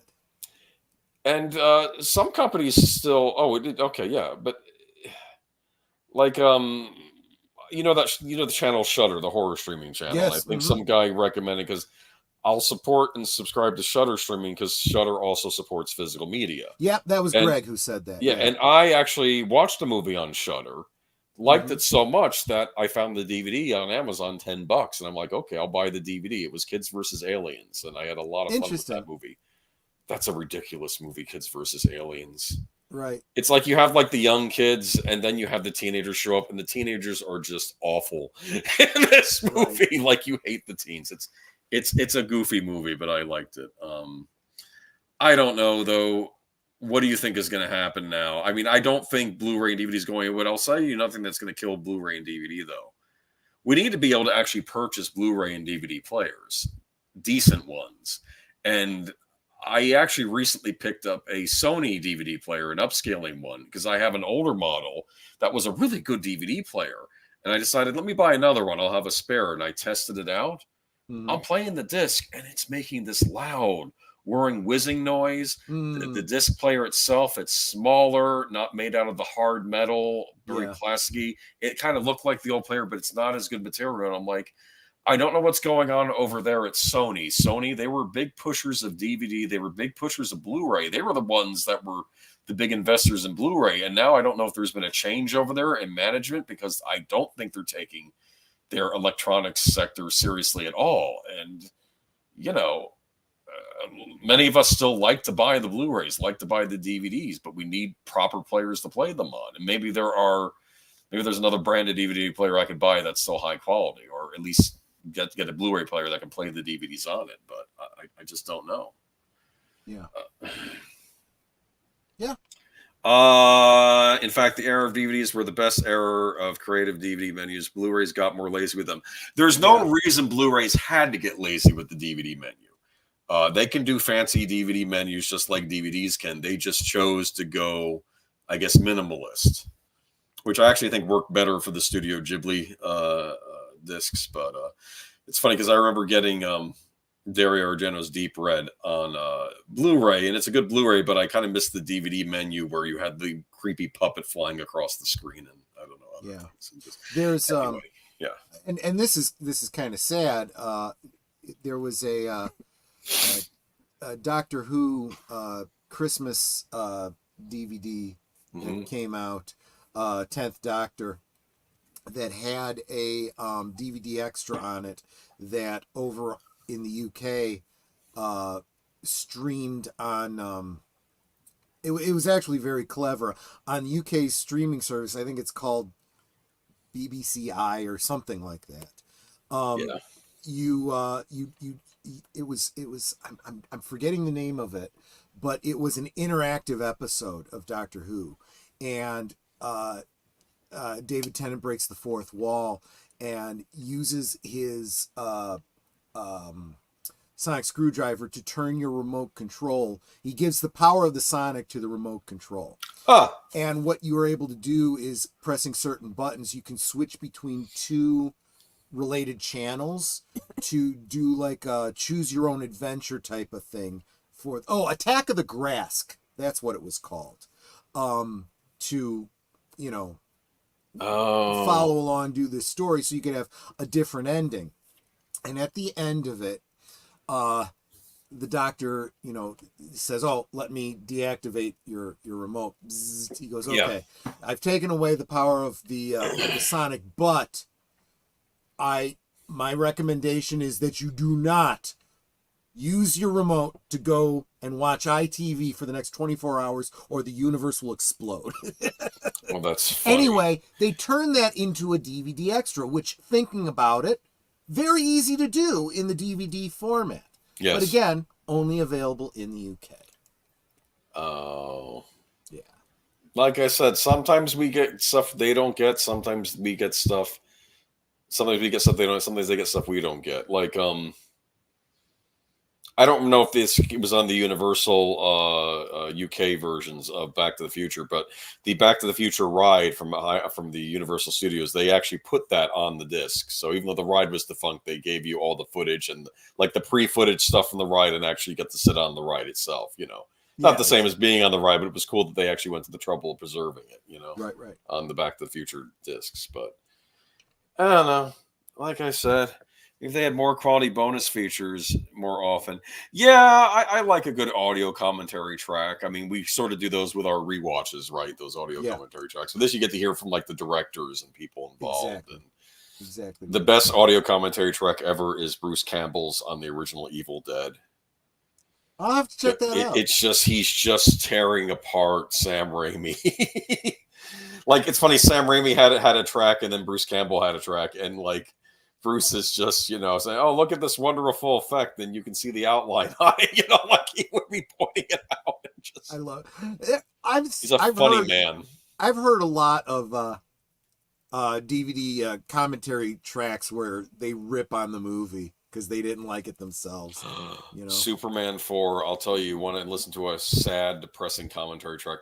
Listen to the commentary track on Superman 4: The Quest for Peace. Wow. The screenwriter, and he's explaining how Gene Hackman and Chris Reed, they were all on board with the project. They were very excited to do it, and it just came down to them losing the budget and everything that went wrong. Because, and the screenwriter, he was explaining what went wrong and everything, and it's a very depressing. Do you get from the audio track?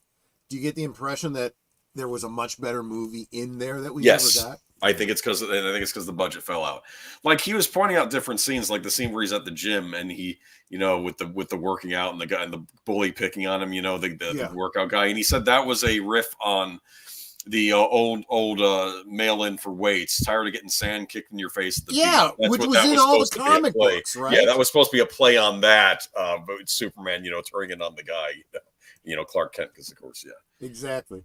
Oh, that's too bad. Yeah, Bruce Campbell's disc, and you can't get that track on the current Blu-ray of Evil Dead. To be fair, they created a new audio commentary track that just has Sam Raimi and Bruce Campbell on it together.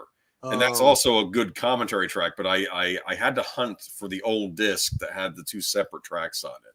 See, and you kind of feel like with Blu-ray, you have so much more space on that disc. You ought to. It was a licensing thing. It was probably easier just to get them to record a new commentary track than it was, because I think, but it was, you know, like I said, it's good to have both, I think. But the commentary tracks for Army of Darkness and Evil Dead 2 are still preserved too. But like, you lose things over time. Like, you'll lose commentary tracks, but if that happens, the company will try to create a new one to replace it with. Yeah, like another great one is the one on the original Dumbo DVD Disney put out, where they got this like film professor type, and it was almost like a Criterion style commentary track. Wow. And they did not put that on the subsequent release because that's too bad. They put a different commentary track on there. But anyway, we should move on. Long live DVD and Blu-ray, and I guess 4K, which maybe I should get around to. I don't know if I'm there yet. No. But I don't mind people that are. I like Tom Connors. He likes to get the 4K Blu-ray because they usually come with regular Blu-ray, so he figures he's future-proofing his Well, collection. But that does make sense, I suppose. And it comes with a Blu-ray. That's fine. Let's go to DC and Warner Brothers. Aren't we excited? What the hell are they doing over there? So this is a follow-up to an article that we brought you during the picketing or whatever, the strikes. They said, yeah, everything is being put on hold. Well, guess what? Now everything's coming back. Isn't that wonderful? I guess it couldn't last forever, could it? I don't. Oh, wait a minute. Am I in the wrong one? I'm sorry. We're talking about James Gunn's Yes. DC universe and who he's keeping for whatever reason. This is bizarre to me. Okay, I like James Gunn's work. This is the article quite a bit. This is not me. This is the person writing the article. The Forbes gentleman. Yeah. This is Eric Kane. Do you know anything about Eric Kane? I don't know. No, he's all right. I don't know. Okay. Let me bear with me, guys. Now I have to open the article to find out who wrote it, because now I want to know who wrote this. Paul Tassi. I don't know who that. Okay, I don't know who that is. Okay, I like James Gunn's work quite a bit. I think he's done great work with Guardians of the Galaxy and his Suicide Squad variant. Peacemaker was great. Hell, I even love Slither. I actually did. Yeah, I'm with you on that one. Nathan Fillion, that was funny. But his messaging on his new takeover of DCU has been confusing, to say the least. Well, let's start with the top line. I like that. He says has been ... confusing, to say the least. I'm like, okay. Yep, I'm with you. We'll start out with the top line that Gunn has named 3 specific actors who will definitely retain their roles going forward in the DCU. That starts with John Cena's Peacemaker. Yeah. No shock, given that it's Gunn's show. Well, that actually doesn't make sense, because that's... we'll get into it, though. Next is Viola Davis, Amanda Waller from multiple Suicide Squads and also Peacemaker, the actor that goes back to the furthest of the DCEU out of these. And then there's newcomer Zolo Murduena, the Cobra Kai star turned Blue Beetle in the most recent DC film. It's hard to know whether to even call that DCEU or DCU at this point because of Gunn's next quote. Gunn has now said that nothing is canon DC until Creature Commandos and Superman Legacy hit, even though the above actors will retain those roles. So that means what happened in the projects they starred in will probably not carry over, nor does it guarantee additional returning cast members. So even though Peacemaker and Amanda Waller are coming along, that doesn't say canonize Margot Robbie's Harley Quinn or Jared Leto's Joker adjacent to those characters. Yes, because that Peacemaker character was in the Suicide Squad movie, but it doesn't mean... Is this like the Daredevil that's now in the Marvel? I think that's probably a very good analogy. That's how I read it, too. That they're keeping Charlie Cox, but they're not keeping anybody else. Exactly. Here's the full Gunn quote, which is supposed to provide clarity, but God love him, I'm not sure the man knows how to actually explain himself in a coherent fashion, even if this all works out in the end. Nothing is canon until Creature Commandos next year. A sort of aperitif to the DCU, and then a deeper dive into the universe with Superman Legacy after that. It's a very human drive to want to understand everything all the time, but I think it's okay to be confused on what's happening in the DCU since no one has seen anything from the DCU yet. And yes, some actors will be playing characters they played in other stories, and some plot points might be inconsistent with plot points from dozens of films, shows, and anime projects that have come from DC in the past, but nothing is canon until Creature Commandos and Legacy. Wait a minute. Wait a minute. I don't understand. Wait a minute. He's saying some plot points might be consistent with plot points. Okay. I'm going to give him the greatest benefit of the doubt. I'm going to be as positive as possible and say one possible interpretation of what he's saying is something that we have said about reboots of these franchises for a long time. We don't need to see Uncle Ben die again. Okay, we can just assume it happened. We can assume that Krypton blew up in Superman. Exactly. You can all these plot points that you know are part of these characters. We'll just assume you know these things. So some of those plot points are canon. They always have been canon. They always will be canon. And if you saw it with Tom Holland or Tobey Maguire or Nicholas Hammond, that's fine. You know the story. We're gonna assume you saw one of those guys, and we're continuing on. As regards to the Tom Holland Spider-Man, I'm not sure there is an Uncle Ben in his universe. He's never been mentioned by name. Well, and see, this is where I'm saying. I'm not saying he isn't there, but he's never been mentioned. And True. And I felt like the fact that they didn't mention him was what it sounds like he's doing here. You just assume there is. You already saw Tom Holland. You already saw Tobey Maguire. You don't need to see it again with this actor. They did it also with Garfield too, and we don't need to have it done. In some ways, they did it with the Hulk as well. You know, they weren't going to reboot his origin again when they did Norton. You know, so they just kind of gave you a brief. You know, kind of like what you saw with that other movie, but also kind of like that TV show you saw. Eric Bana one, yeah. Kind of bashing them all together, and we're moving on. What I thought was interesting is the Eric Bana one ended with him in South America, and the Norton one begins with him in South America. Yes, right? I'm sure that was intentional. So, and I sort of saw it as like a soft sequel, like, okay. Exactly, and I would like to give them the benefit of the doubt that that's what they're saying here.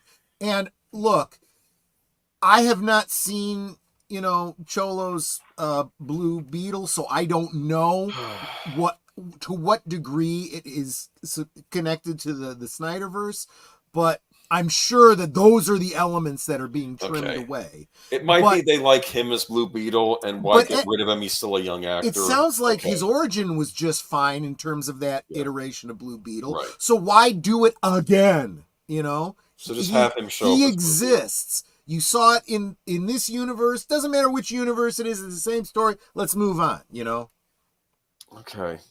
What Gum seems to be describing is fundamentally how comic books work. We see the same character, but different variants where things carry over and some don't. Bruce Wayne's parents are almost always murdered, for instance, but say other plot points from DC are lost. No doubt likely including most Snyderverse era stuff with Darkseid and the Core of Justice. Don't repeat Darkseid at this point. Just let it go. Yeah. That's the kind of thing you need. Build up. Yeah. You needed a real build up for that. You needed time. Just like so many other things in the Snyderverse, they jumped over the beginning, middle, and jumped to the end with no build up. If you're going to do Darkseid, you need to establish the lore of the new gods and Apocalypse and all of that stuff, They built up Darkseid on Superman the Animated Series. They started out very slow. First, it started out with Inner Gang getting weapons from Apocalypse to stop Superman. And you don't know who these characters are. Who's Kanto? Who's this guy supplying stuff to Bruno Mannheim? It started out very slow until then you get to a 2-part episode where Darkseid is invading Earth. Yep. And Orion comes in to warn Superman and the rest of the humans, you're getting invaded. Darkseid has chosen your planet as his next conquest. And I don't know I don't know if anything can stop it. And basically Superman is going up against one of his greatest foes, but they built up to that. There were little warnings that this was coming future in the series, whereas it's interesting. Jesse Guajardo says, Troy, at some point the fans are going to give a cease and desist to DC and Marvel. Actually, they already are. I mean, just look at what's happening to Marvel. Nobody is watching their shows. Nobody's going to their movies. That is the audience giving a cease and desist. And the same thing just happened with Blue Beetle, and it's going to happen with Aquaman. They're telling them, we don't care what you're doing anymore. You've lost our interest. Yeah. Now, it'll be interesting to see what happens when they do get around to Superman Legacy. I don't know if the fans will be back for that. We'll see. They really need to hit it out of the park. I think Deleted Scenes was saying it has to be on the level of Superman 79. I think it has to be better. Yeah. I think Warner Brothers is clueless as to how much this character has been damaged. It is possible to do better than Superman 79. For as great as that was. Just make it as good as it was for a modern audience. I mean, not a modern... Well, careful about that. Not that wording. I meant... I know what you mean. Like, you're not going to have the tighten up that storyline and you got something, yeah. You're not going to have the foppish Lex Luthor, that's my point. But you're going to have, just make it good. No, correction, make it great. Good is not good enough at this point.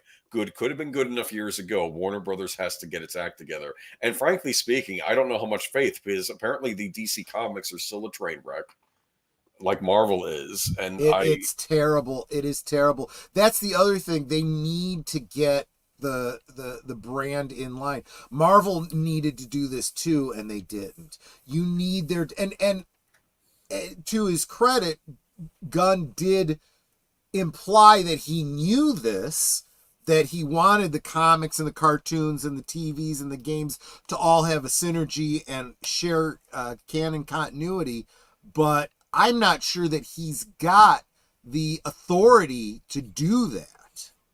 Oh, my stand corrected. It was from 78. 78, yeah. But David's right. I want to make something else too. You're doing a Superman movie.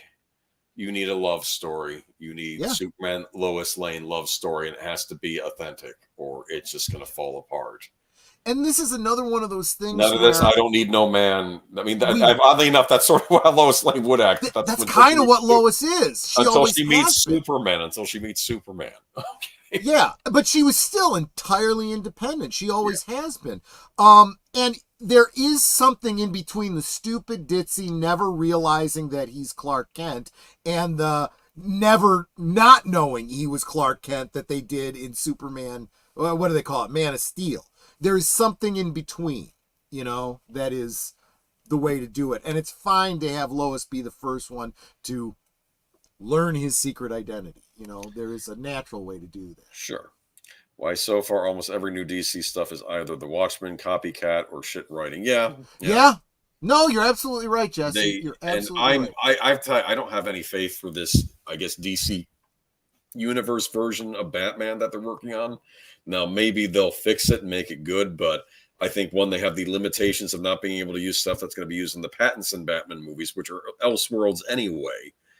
And they're dealing with Damian Wayne, and I just... Because even if Superman Legacy is good, I don't know what's coming after. Yeah, I know. The one thing that I can say is, of the three actors they said they're keeping, at least I could say that Cholo Maridueña is worth keeping, and I'm just so glad. Although I am bothered by the fact that they jumped over so much legacy with Blue Beetle, I'm glad that he's playing Blue Beetle and not, say, Vibe. Just saying. Yeah, I mean, that would have been, as much as I'd love to see the Justice League International years and whatnot, I'd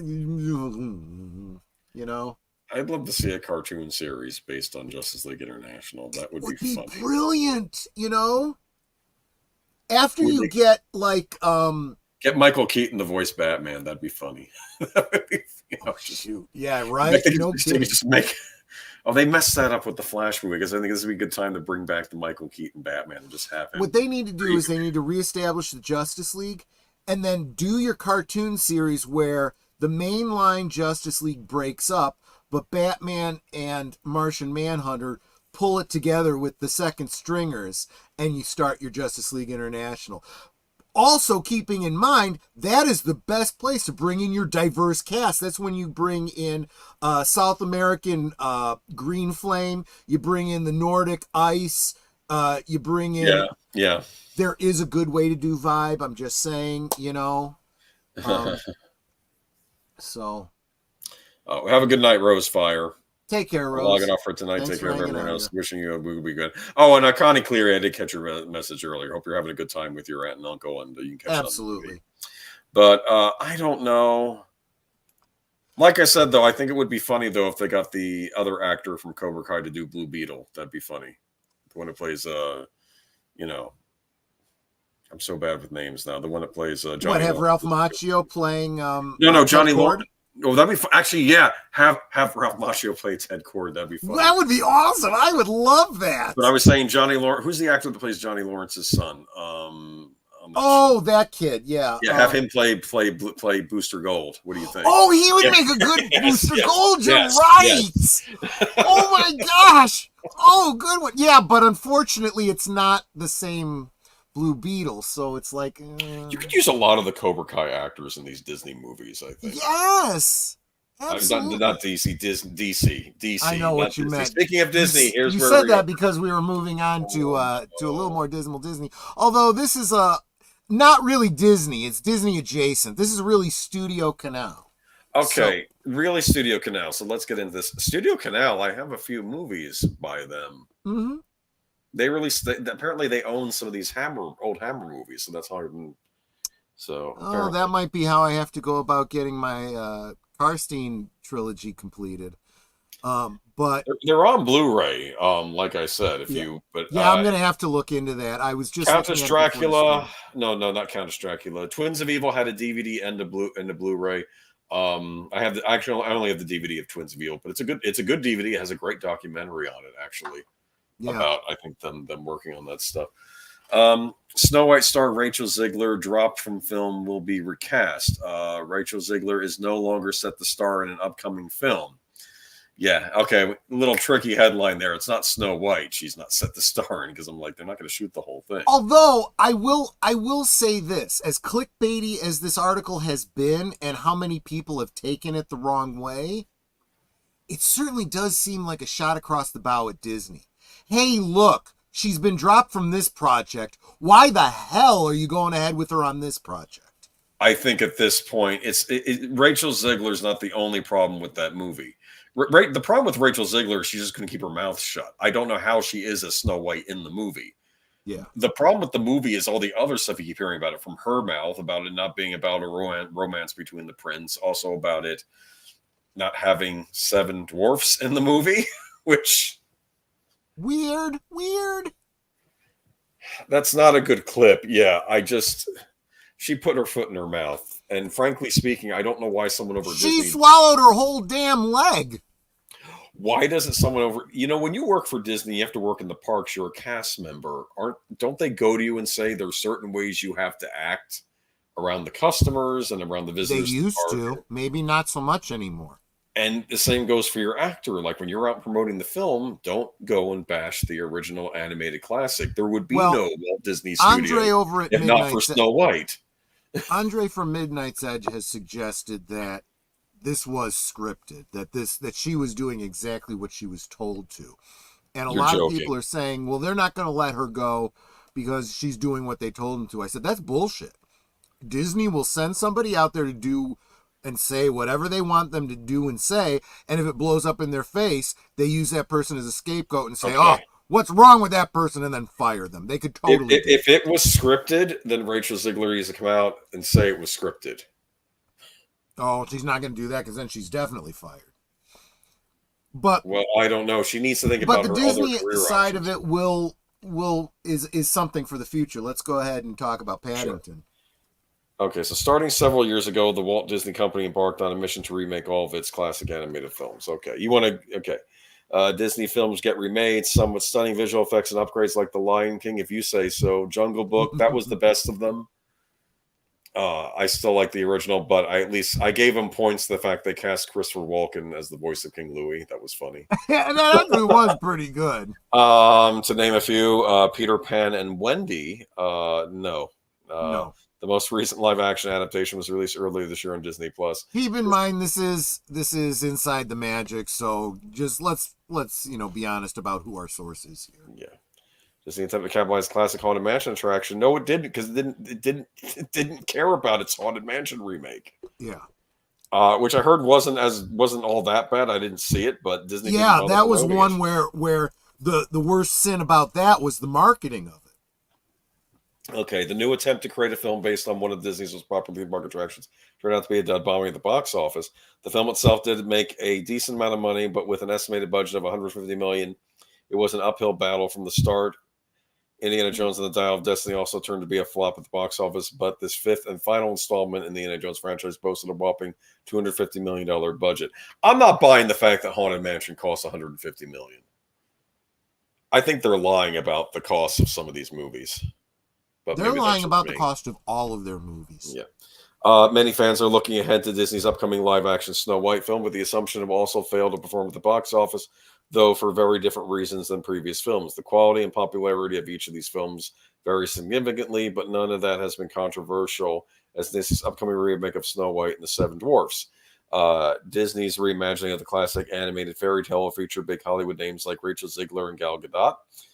Rachel Ziegler has been very outspoken regarding the upcoming film, criticizing the original story almost every chance she could get. Rachel Zegler also portrays Snow White in the upcoming film, made a name for herself with films like West Side Story, Shazam! Fury of the Gods, and will star in this year's expansion of the Hunger Games franchise with the Hunger Games Ballad of the Songbirds and Snakes. Zegler has been on record saying that the love story is not important to the new Snow White film, and that the princess scenes portrayed by Andrew Burnap may be cut entirely.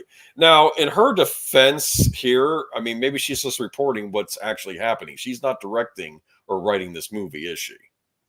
No. And she's also, yeah, I would say this last line, a little unfair to her, given that I heard exactly what she said in its context. She did not say that the princess scene may be cut entirely. Well, I guess she did technically. She made some joke like, "Yeah, it's Hollywood, baby," and I'm like, "Well, wait a minute. Do you not like your co-star? What's going on there?" No. It's It was like, very clear what she was saying is, look, it's not done. We don't know what's going to happen. Hey, for all we know, he could be cut entirely. keep your mouth shut. Yeah, that was stupid, but not as egregious as what they're implying she intended and meant here.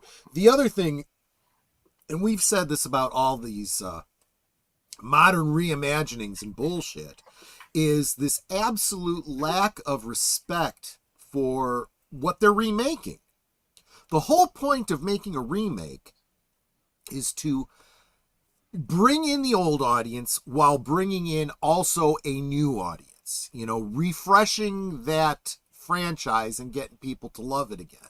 A film from 1933, needs, or 1937, excuse me, you want to reintroduce to another audience, but keep in mind that there are kids and grandkids and, people that are adults today that want to bring their kids that have loved Snow White for generations.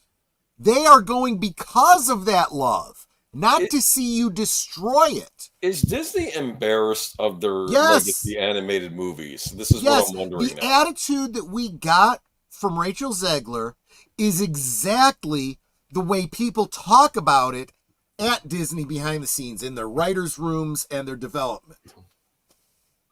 Because I don't understand this. Because even the I guess the '90s Renaissance, I know they're going to be chopping those up next too.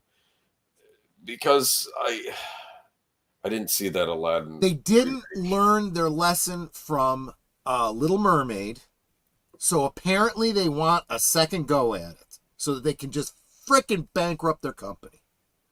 That's what's happening here.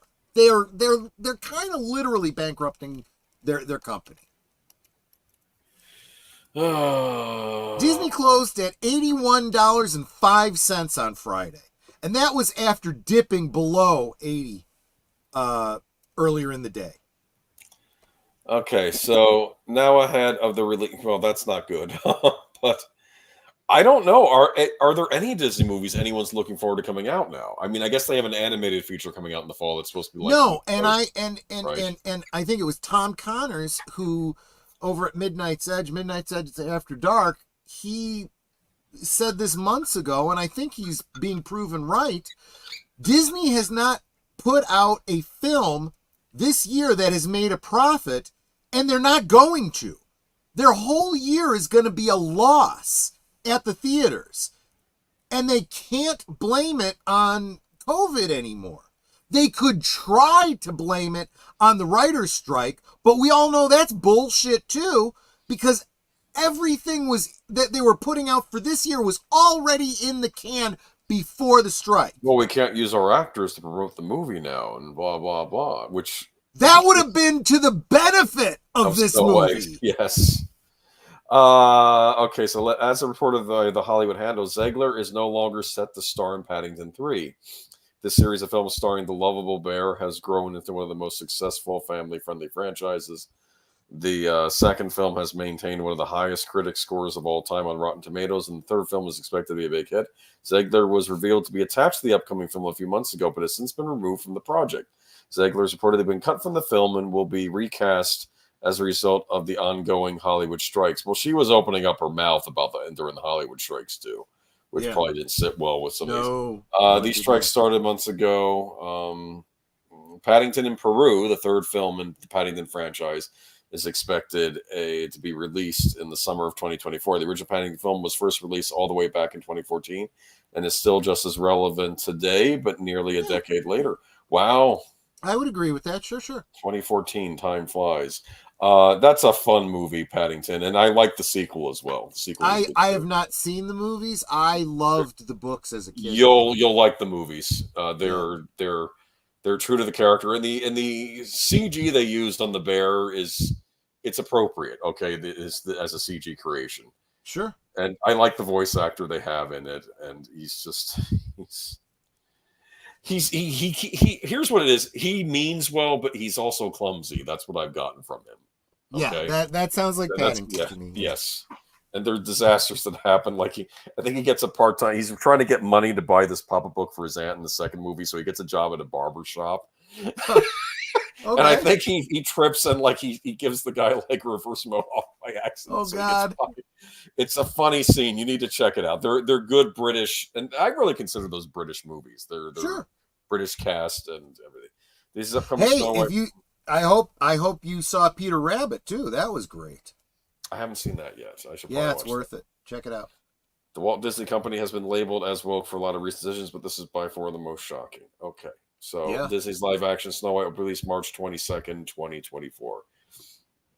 Look, there is no reason why this Snow White movie had to be added. And if you're trying to make a different version of Snow White, you can do that because they did that with Cinderella, where they did a great job with the Cinderella story. Yes. Absolutely.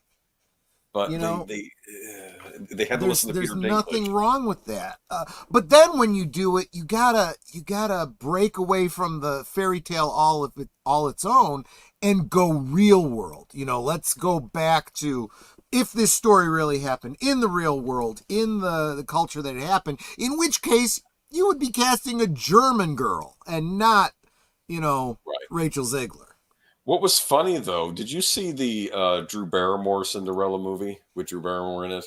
I did. I don't remember it very well, but I did see it. The idea behind it was if this had really happened. So instead of a fairy godmother, you have Leonardo da Vinci. Oh, interesting. And he's like creating things for her to help her, and that's I think kind of cool. I like that. Yeah, it was kind of funny. Yeah. All right, let's go to the Hollywood strike fallout. I don't know how much time I'm going to spend on this because this article goes on for pages and pages. But no, let's just hit the highlights on it. But the WGA AMPTP reached historic contract agreements to end 146-day writer strike. Does this mean that the writer's strike is now over? No, it does not. Well, okay. I mean, on paper it does. In reality, it doesn't. The thing you need to understand about collective bargaining is, and we saw it real time with this strike, right? These are U.S.-based unions that are on strike, and yet the overseas markets have said that they would, kind of stand with their, socialist brothers in arms, in holding up American films and whatnot, because that's how it works. Because if they ever wanted to do it, they wouldn't want their films being made here in the U.S. or whatever.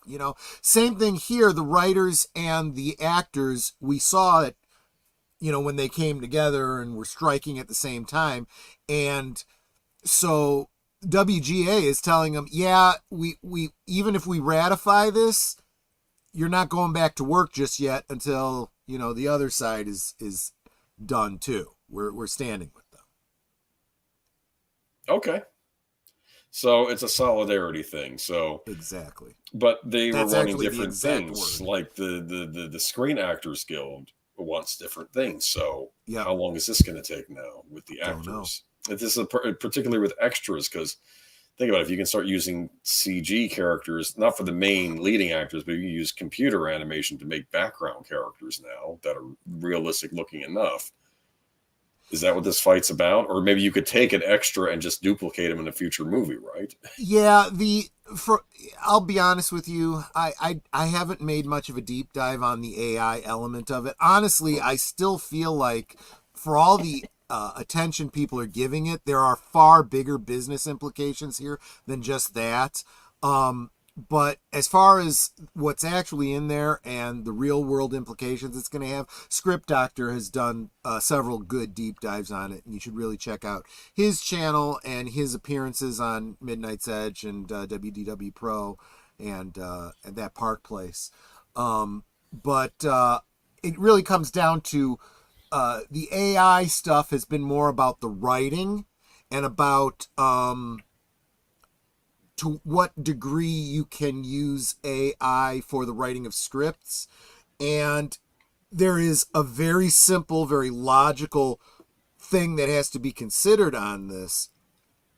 There is already plenty of legal precedent, plenty of court cases where the courts have upheld that you cannot copyright a story that is generated by AI. It's got to be a person that does it. And so there is no financial benefit to, say, Disney creating a whole script from whole cloth using AI if they are then not going to be able to copyright the film they make or the TV show or whatever. Think about that. Okay, so that's not going to interesting. be happening anyway. But that was not really the end-all, be-all of what this. Why don't you just give the about. computer AI program some royalties? Because it's a joke. I'm just no. But what we're about to get into here does actually answer that question. Believe it or not, the part of the agreement is that in order for you to get paid and get royalties and stuff for a script, you've got to be a member of the WGA. And that's kind of always been the case. They can't just take a spec script from Troy Pacelli, for a new Star Wars movie and make it. No, you have to apply, and I have to be a member of the WGA. You have to pay your dues. And guess what? Alexa cannot join the WGA. Just at this point, it's not possible. You should ask her. Alexa, would you like to join the WGA? I don't know that one. Yeah, okay, see? well, that in and of itself might disqualify her. Okay. All right. So I don't know if I want to read anything from this article. I think there's a last paragraph. What we have won in this contract, most particularly everything that we have gained since May 2nd, is due to the willingness of this membership to exercise its power, to demonstrate its solidarity, to walk side by side, to endure the pain and uncertainty of the past 146 days.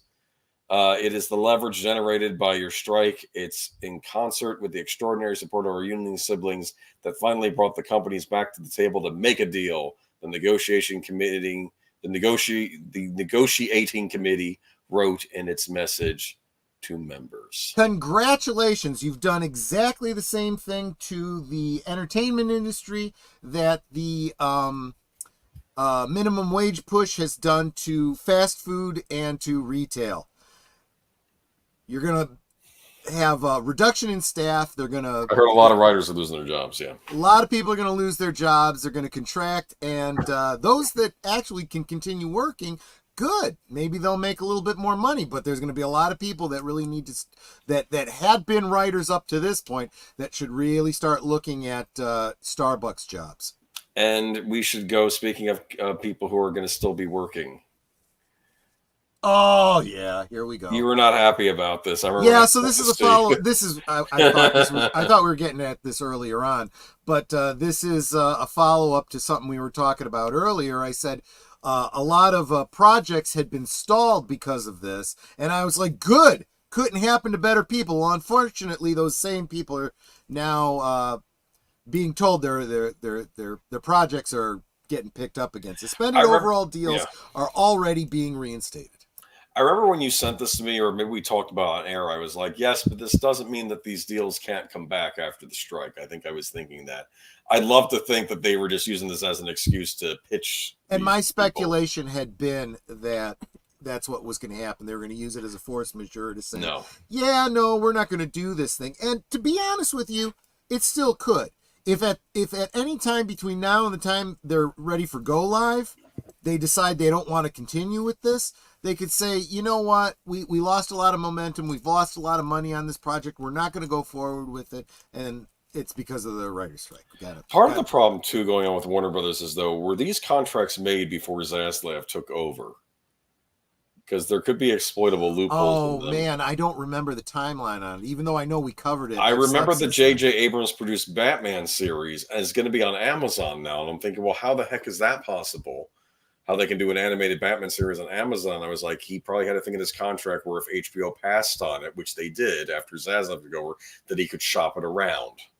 And that's probably what happened. Probably Amazon said, we have money to burn. We'll put your Batman cartoon up on our series, on our streaming service. Real quick, backing up, Samuel Proctor said, I remember my leftist film teacher talking about how Marvel movies seem like it was made by robots. I disagreed because it was phase 3 at the time, but now I agree, not just for Marvel, but all of it. Yeah, what's his name? Chado. From Call Me Chado has talked about, he verbalized, on Midnight's Edge, exactly what I had been saying here on Geeky Geezers, that, everyone's so concerned about AI writing these scripts, but the scripts we've been getting have been such trash.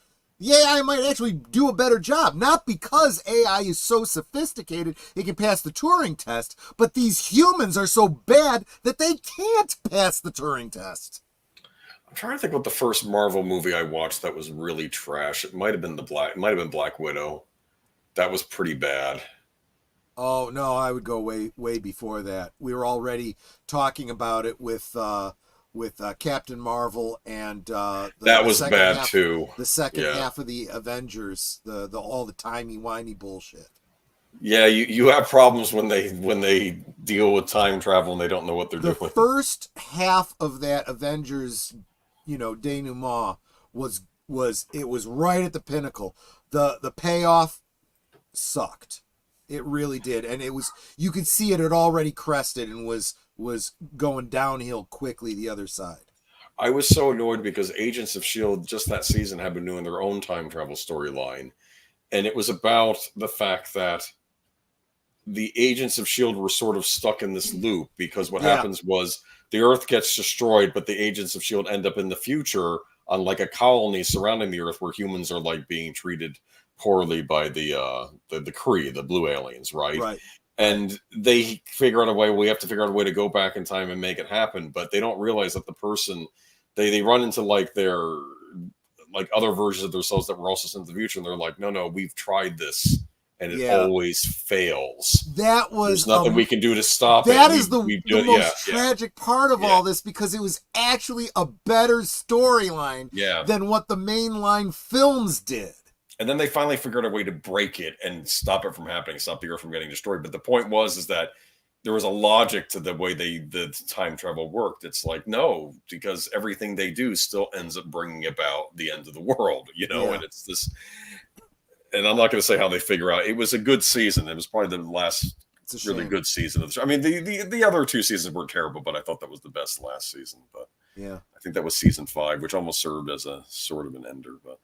Suspended overall dues being reinstated. Let's read this. On Wednesday, hours after the Writing Guild of America strike officially ended, studio and streaming executives were busy making scores of calls to the writers and producers who make deals, whose deals were suspended during the 5-month walkout. To that end, sources say Warner Brothers Television is lifting the suspensions that were issued to top showrunners, including Greg Berlanti, J.J. Abrams, and many others, effective Thursday, as some letters are still in the process of being sent to the rest of the Channing Dungey-led studio stable of scribes. That's a horrible sentence. Other studios, sources say, have already started to lift their suspensions, with the process expected to continue through early next week. One key question remains as Hollywood TV writers return from work following their second longest strike in WGA history, namely, if deals are being extended to include the time lost when they were suspended. Sources say many top producers think Berlanti and Abrams have airtight deals with clauses built in them that automatically add time on the back end of their deals to make up for this. I'm telling you, whoever figured out their deals knew what they were doing. They're good. Other deals, however, may not have the clause built into them. That would leave writers and studios in precarious positions. Yeah, basically after Zaslav took over, those probably. I have a suspicion some of these sweetheart deals didn't get made. If a deal, for example, expired during the summer, studios could opt not to tack on the months that were missed during the strike, and the pact is now considered expired, and the time and the money that came with it now lost for good. Nevertheless, the point remains that the 148-long WGA strike did not see a single overall first look detail be outright canceled as a press time under the force majeure clauses that would allow studios and streamers to do so if they so desired. As THR reported earlier this month, multiple studio and streaming service sources said that their deal rosters had already been culled pre-strike, and the bulk of those that remained are ones that are often aggressively pursued in a competitive marketplace and still want to be in business now that the writer's strike has concluded. Optics have been a factor too. For deals that studios no longer wanted, execs told THR that they were more likely to simply let them expire than to actively terminate. Does that include Mindy Kaling? Hold on. You noticed that wasn't mentioned there, even though her picture was... And Hold that's on. just because they did the same thing I did. They were just using the same picture from the previous article. On September 6th, Warner suspended the remainder of its stable, including Berlanti, Bill Lawrence, Mindy Kaling, save the three who had shows in post-production. Suspensions were removed by the studio. Okay. So I don't know. Do you think Mindy Kaling is going to be able to do more I of hope the not. Velma series? Do. I really do. I don't understand. I don't know why she got an extension to begin with. Do they just like giving away money? I don't understand. Scooby-Doo is a top Warner Brothers property. Like, it actually sells, and kids like it today. Like, it's something that kids even today and older folks are also nostalgic. They could do a lot with Scooby-Doo, and then they let her do this Velma series, which I don't understand these awful cartoons that are coming out from these things. It was like that Santa Claus series that that they did. Okay, Troy, I think Disney could have done a better job of animating the original trilogy of Star Wars movies than making live action ones. Oh, that would have been interesting. I mean, like, in fact, I think there was a rumor a while ago that they were toying with the idea of remaking like the earlier spec versions of Star Wars that had never been made. I think they did, didn't they? I think they were considering it, but it never happened. That would have been interesting. They were doing it in anime style. In an anime, yeah, or even like an comic book animated style. I don't know. Yeah, but I don't think that ended up happening because Disney doesn't like money. But anyway, I guess. I mean, these could even be direct-to-video things, and people would probably pick them up. But Christopher Nolan was in discussions to direct the next James Bond, or last article. I don't have anything left to say about the strike deals, though, before we move on. No. You're not pleased, are you? You're not pleased, are you? Not at all. What is J.J. Abrams doing for Warner's right now? Nothing. He was attached. Is he working on that Penguin series? I don't know. I have the no one idea. That's connected to the Pattinson Batman movie, which is why we'll never see the Penguin in the DCU until the Pattinson. That's another thing. If they're doing all these spin-off series, like if they do like a Penguin series that goes on for 6 seasons, does that mean they can't all use this the Penguin bullshit is a millstone around James Gunn's neck? It really is. So all the grief that we give him, for what he's saying in that article we read earlier, he's doing the best he can with the bullshit that's been slapped on his plate. I think he was a fool for taking all this on. I really do. I get why he did it. I seriously do believe that he was originally slated to take over the MCU after Endgame, but I think that a wrench got thrown in that because of the scandal with his old tweets being discovered with the inappropriate jokes and all that. Yeah.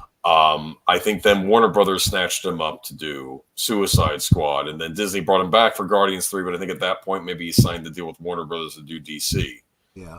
I don't think anything can fix Marvel at this point. I don't even know where Marvel is going at this point. Jesse says the WB made some bad Scooby-Doo movies like Scooby-Doo Return to Zombie Island. True, but they didn't ruin and crap all over the canon the way Mindy Kaling has done.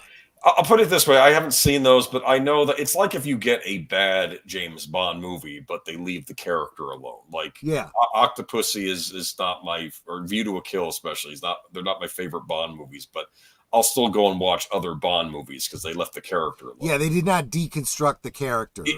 I'll even say this, Indiana Jones and the Crystal Skull. A lot of flaws with that movie, but Indiana Jones, the character is left alone. Yeah, in for that the most movie. part. He's basically, for the most part, just this is what an older Indian is. So he just went on a stupid adventure. I can live with that. It's when they go and they destroy the characters that's what ends up ruining So these. this article comes from Jordan Reamy, and this comes directly from his blog, World of Real, REEL. Yeah.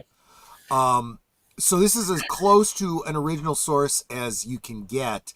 All the other articles and all the other mentions on this topic are referencing this. So that's why I wanted to come to this and we talk about this. A source of mine told me on Tuesday evening that Christopher Nolan is in a very serious contention to direct the next James Bond installment. Bond producer Barbara Broccoli is zeroing in on Nolan. I was told there was a discussion with the filmmaker to helm the film, but no deal has been struck just yet, and the strike, not to mention Nolan promoting Oppenheimer, further delayed talks. The main issue right now seems to be the amount of creative freedom Nolan wants for the film. Broccoli's backups currently seem to be Danny Boyle, Dennis Villeneuve, and Paul Greengrass. But wasn't there a problem with the last Bond movie, No Time to Die? She had a fallout with Guy Ritchie, I think, who wanted to direct that movie and wanted to have creative freedom, and they shut it down. Look, I am very much of the mindset that if you want to have any kind of integrity as a creator, you need to go into it and say what you want. Either you're going to go in and do whatever the studio wants, and it has nothing to do with you. You're just a robot doing whatever you're told, or you go and you say, "I'm here to make a movie. Do you want me to make the movie? If not, I'll leave now. If so, get the F off my back." If I were doing this, I would say, let's get a director, a talented director like one of these people. Yeah. You can direct and sign them up for a 3-picture deal, sign the new James Bond up for a 3-picture deal. Here you go, beginning, middle, and end. And then if they want to retain the same actor as James Bond, they could do another trilogy or a standalone movie after. But just do I'll tell you what, if I was a director right now in Hollywood and a studio approached me and said, "We'd like you to do this franchise film, but we want you to do this with it and this with this and this with it," I'd be like, "Yeah, no, I'm not your person. You know, if I'm going to do a James Bond, I'm going to do," well, you should actually continue the article. Let me read the article. He gets into it, yeah. The main issue right now seems to be the amount of creative freedom Nolan wants for the film. Broccoli's backup currently seem to be Danny Boyle, Dennis Villeneuve. He'll want creative freedom too. Yeah. And Paul Greengrass. There were also rumors of Matthew Vaughn being in contention, but my source tells me that he hasn't heard his name mentioned at all. Yeah. Broccoli rarely gives carte blanche to her filmmakers. There's usually a blueprint for how to make a Bond film, but Nolan wants to take over the entire process, which is understandable because, you know, he's Christopher Nolan. Right. The deal being negotiated would be for 2 Bond films directed by Nolan, who would also be writing the script. Still no word on who the actor playing Bond would be. Doesn't matter. Some were encouraging signs point to Aaron Taylor Johnson taking over the role. I think he was who I did not want. I have no idea who that is. I think is the actor who played Kick-Ass. He's Don't a good-looking cast guy. him. Is he British? I guess. Let me see. Aaron Taylor Johnson. He's an English actor. Yeah, he's the one. Oh, he was in Bullet Train. He was in Bullet Train. Who was he in Bullet Train? I mean, he's a good-looking guy. Bullet Train wasn't bad, actually. That was pretty good. It was. I weird, wouldn't hold one movie against him. You know, Kick-Ass. He just played such a dorky character in Kick-Ass that I can't see him as playing Bond, but we'll see. Okay, back in July, Josh Horowitz, via his Happy, Sad, Confused podcast, told Nolan that he bet his best friend $20 that he'd be the next director of a Bond film. Here's what Christopher Nolan had to say. "I love those movies. The influence of those movies in my filmography is embarrassingly apparent. It would be an amazing privilege to do one. At the same time, when you take on a character like that, you're working with particular set of constraints. So it's kind of like the responsibility I also felt very much like when I'm taking on Batman. As for whether he'd have any say in who would play the next Bond, Nolan said he'd need to be part of the casting process. You wouldn't want to take on a film without being fully committed with what you bring."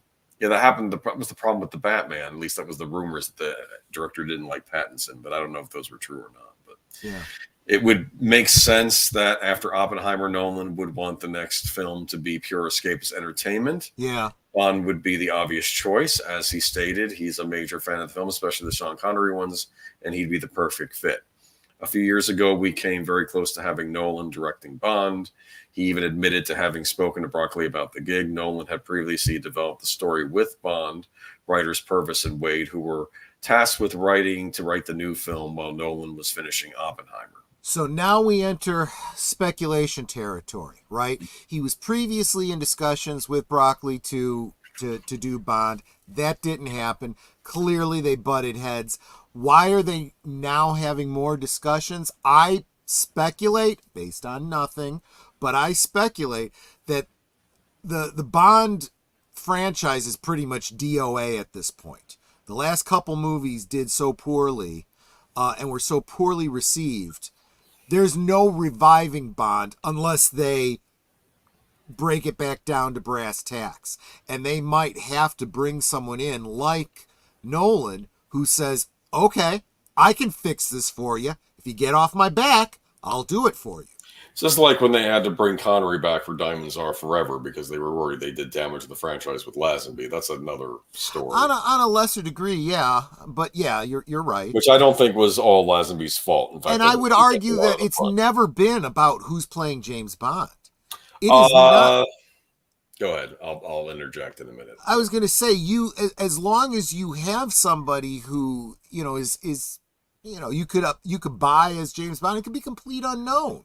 It doesn't have to be a known actor. I had a problem with Daniel Craig's attitude toward the part in the last few years.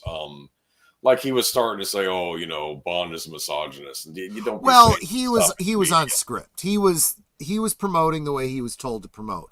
I don't even believe he even thinks or cares that much. Okay. I'm reading the books. I'm not going to say that Bond doesn't have sexist attitudes, which were perfectly normal back in the 50s. People don't understand, too, when you're reading older fiction, that things actually do change between decades of how characters act. Like how he acted in the 50s is not how he would have acted if the books would have been written in the 30s. Yeah. But I did want to make a point that he does like women, at least. Okay. Yes, exactly. And he... I'm not going to say he isn't a womanizer in the books, but it's not as overplayed as it is in the movies. The thing to be very clear about the James Bond in the books, he is a secret agent. He is effectively an assassin. So he dehumanizes the enemy. That goes for both men and women. Well, okay. What's funny, it's funny how he describes... He'll either describe the characters he pays most attention to are the ones that are either very beautiful, like the very beautiful women, or some of the hideous men in these books. Like he made a comment of one guy. He says, "I noticed a lot of hair on his palms and stuff. I bet if you remove that suit from him, he'd look like a disgusting. I forget what it was. Like he would be covered in hair from head to toe. Yeah. Like he did not like this way this one character looked. He gets better as the books go on. At least from what I'm reading, he's not quite as mean. But like in the first Casino Royale, there is one glaring element missing from this original article that seems to be peppered throughout all the successive articles that refer back to this. And it was this idea that he wanted to do a period piece, set in the 40s or whatever, the 50s, with James Bond and be more faithful to the books. That's something that I said they should do. That would be a great way to revive this series. But I don't see it here in this article. That's not mentioned. No, here's the thing with Bond, and I understand what you're saying, but I also want to point out, especially when reading those books, is that those books are very much looking at the world as a new thing. Like even though they are taking place in those times, it's not nostalgic in that way. It's more like look at all the advancements we've made. It's more of forward thinking. Now, I think you could still do something in that period, but it would have to be forward thinking, and I worry that too many directors would fall into nostalgia about the 50s or the 60s instead of making it about this period is not really as backwards as we think. In fact, I would argue that more advanced than how we are living now. So. I would argue that there is a happy medium there. You could be a little bit nostalgic about the era and still be a little bit grim, dark, reality based of it. forward look. You know what it could be? You know what movie did that well? L.A. Confidential. L.A. Confidential is a movie that takes place in the 1950s, but it doesn't. It's still whenever they had a chance to use houses or costumes, things that looked more modern by modern standards, they would use it in that movie, even though it is a period piece. So I think that's how you could probably do. That might be the medium. The other example I've heard a lot of people make, and I never even saw an episode of it, is Mad Men. You know, looking back at an era that, and I know that wasn't the 50s, but looking back at an era that you have a little bit of nostalgia for, but at the same time showing some pretty uncomfortable realities about it. Yeah. So I think that would work very well for a James Bond film. Bond is a ladies' man. Look, I've argued it would be cool if they were to redo the trilogy and just do Thunderball on Her Majesty's Secret Service and You Only Live Twice and base them on the books and just have it be about him going up against Blofeld for those three. But I don't. Again, they so screwed up Blofeld in those last couple movies and it's pity because the actor they cast was perfect, Christoph Waltz. That's who you cast as Blofeld, a modern actor. But no, I don't know. I think Bond should just be given a rest in the movies. He's been given a rest. I haven't heard anything about him. But unless they're going to do it well, give it a rest because damage has been done to this character. I also heard about that book they put out, the On His Majesty's Secret Service book. Did you hear about that? No. It's really bad. It's about him going against far-right Britons, and that want to disrupt King Charles's coronation. It's like that's not Bond. You know what we talk about, films being remade, and they keep making the mistake of remaking classic good films. If you want to see the movie, just go see the movie. One movie I think they should remake that would be a great kickoff to a James Bond reboot or whatever. They should remake the 1990 film Spy Maker: The Secret Life of Ian Fleming. Oh, was that on PBS?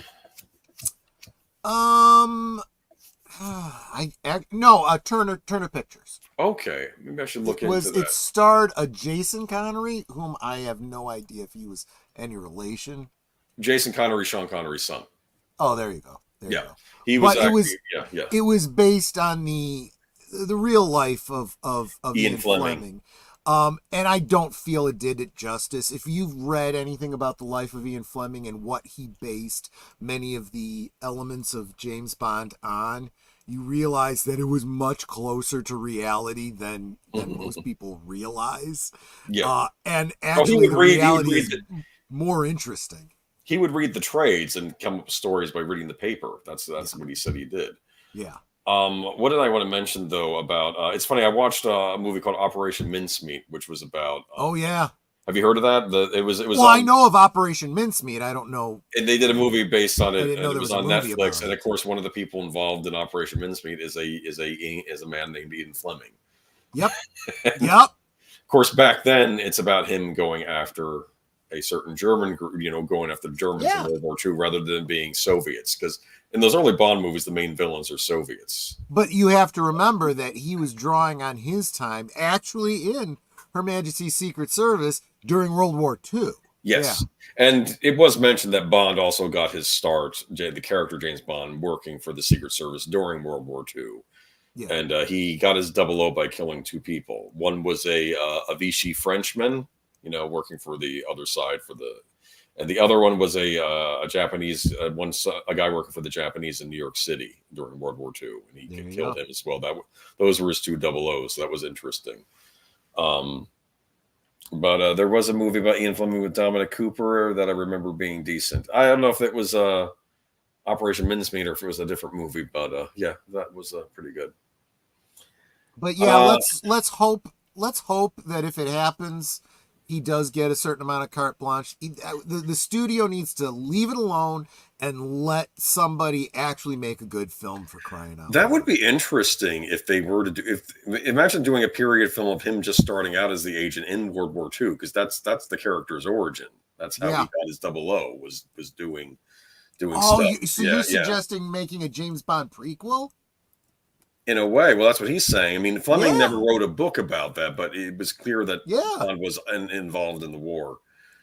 I like that idea. That's yeah, brilliant. yeah. So that's interesting. Okay, because by the time the books come out, it's all about Cold War. It's 1950s now, but it's the modern world. But it was just they're really well written books. One day when you have Michael French on to talk about Bond, I'll talk a bit about the books on that stream. It's good point. he Good may have point. read them Yeah, too. yeah. They still hold up well for as long as they're not being censored and rewritten by a chat GTP.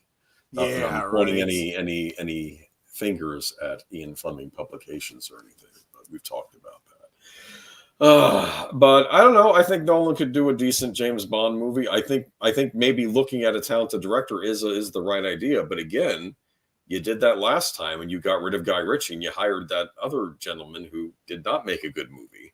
Whereas Guy Ritchie's ideas sounded interesting, like he was going to try to involve Bond in the whole Me Too thing, like he was going to get Me Too'd. Yeah. And I'm kind of curious as to what his plans were for that. And now they just got rid of him. So I actually did not want to know what would come of that. I expect he was going to get falsely accused. And because he has a reputation as a ladies' man, people would just have bought it. And that was probably going to be an element of the story. Yeah. That's probably what was going to happen. See, and this is the reason I say this doesn't work is because, again, the womanizing that James Bond really did do had nothing to do with womanizing. You know, it wasn't because he was a ladies' man and this and that. It was he was doing what he needed to do to get the job done. He did not care. He could have just as easily have killed her as slept with her. You know? Well, in the movies, yeah. Like I said, I'm reading the books. We'll get along. I'll find out more as I get further into the books about that. Because, yeah. Anyway, we'll talk about that later. Like I said, I have to get through all of them. I know by the time they get to Spectre, I think that ends up happening. But okay. Anyway, I want my Bond movies back, but I don't have faith that they're coming back. I'll be honest with you. After what's happened with these last couple of Bond films, Spectre was a terrible film, and No Time to Die, I think, was worse. And I just think the whole Craig era ended up getting wasted. I think Skyfall was decent. That was a good Bond film, but whatever reboot format they decide to take with it could work. The only real trappings you need to tie it in with the previous movies is things like the opening and the soundtrack and, you know, those kinds of elements. Those would be a good enough connective tissue as long as the stories, you know, in a separate universe work better. You know, it can't be in line with, you know, the George Lazenby, Roger Moore James Bond, and it can't be in line with Daniel Craig either. It would have to be a whole new take on James Bond. Yeah, well, I just don't want to. I hate the fact that they killed him off at the end of the Craig run, because now I'm going to think even if this is a reboot, he can still get killed. And well, to be honest with you, at least, and I say this about everything, if we never get another good James Bond, at least we have the books. Netter bought me every single one of them. There you go. I am set.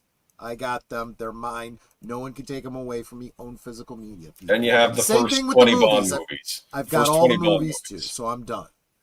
You know, including Diamonds Are Forever, which is my pick for worst Bond movie, even though I know it's not as bad as some of the others, but I was going to say, including Never Say Never Again, which is the first outside of James Bond's main line, you know, side quill or whatever. That might be a good old days later on. Maybe we should do Never Say Never Again. I'd be okay with that. Sure. Yeah, because that's a weird one.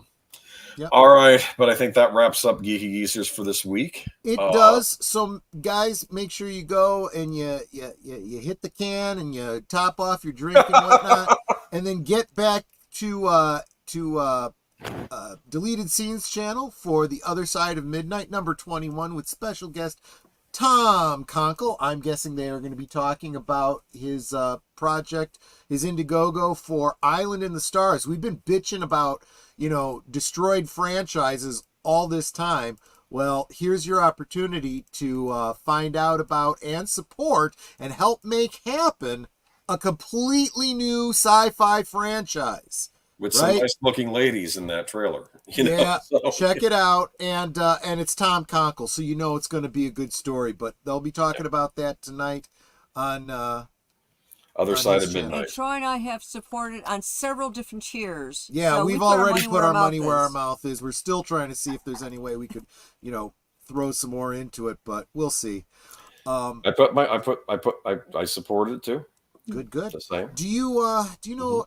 Are there any Birdman sightings on Monday? Yeah, or this Wednesday, I believe Big Al's going to be on with us. We're going to be doing a rewatch of The Fury, which is the classic ESP thriller movie from the starring Amy Irving and Kirk Douglas. Have you heard of the Fury? Remember I that don't one? think so. There's a whole craze of those of the ESP movies, like Scanners and Carrie and all that. Were like Anna to the Infinite Power. Remember those in the '70s, like Yeah. women with people with psychic abilities and all that. I don't know. Yeah, the whole idea of psychic powers was really big in the 70s. I remember that. Yeah. That's also, and it wasn't just in the US. UK had like the Tomorrow People and stuff like that. That was the coolest thing about the X-Men. I think about the X-Men. I think Professor Xavier Yeah. came from that too, with his Exactly. psychic ability. Yeah. Heck, even a lot of the villains in the superhero stories on TV, like I remember Wonder Woman fighting a World War II refugee who had been experimented on and had psychokinetic powers, trying to get. She fought revenge on Magneto. her. She fought Magneto. Kinda. That's basically what it sounds like. They did their own version of Magneto. No, it was a great story though. It was a guy who blamed he as a kid he was actually rescued by Wonder Woman, but in the fog of war and a child's memory, he felt she was responsible for the death of her brother. Oh no! And he was experimented on and got these telekinetic powers, and he was trying to use these powers to get his revenge on Wonder Woman. It's a good story. It sounds like a good story, actually. Yeah, well, it's better than the movie Wonder Woman 1984. I gotta say that. Adapt that? Why don't you just adapt that into a movie? That would have been interesting. I know. All right. So Soundtrack Bourbon. What about Thursday on Thursday Things with Netter of Netters? Well, let's ask Netter. Netter, what's going on Thursday Things? On Thursday Things, we will be having our guest, Disney Sheepherder. Take Two. Yeah. Love that title. Love that. He didn't make it because of work. It happens, but he will definitely be there this Thursday.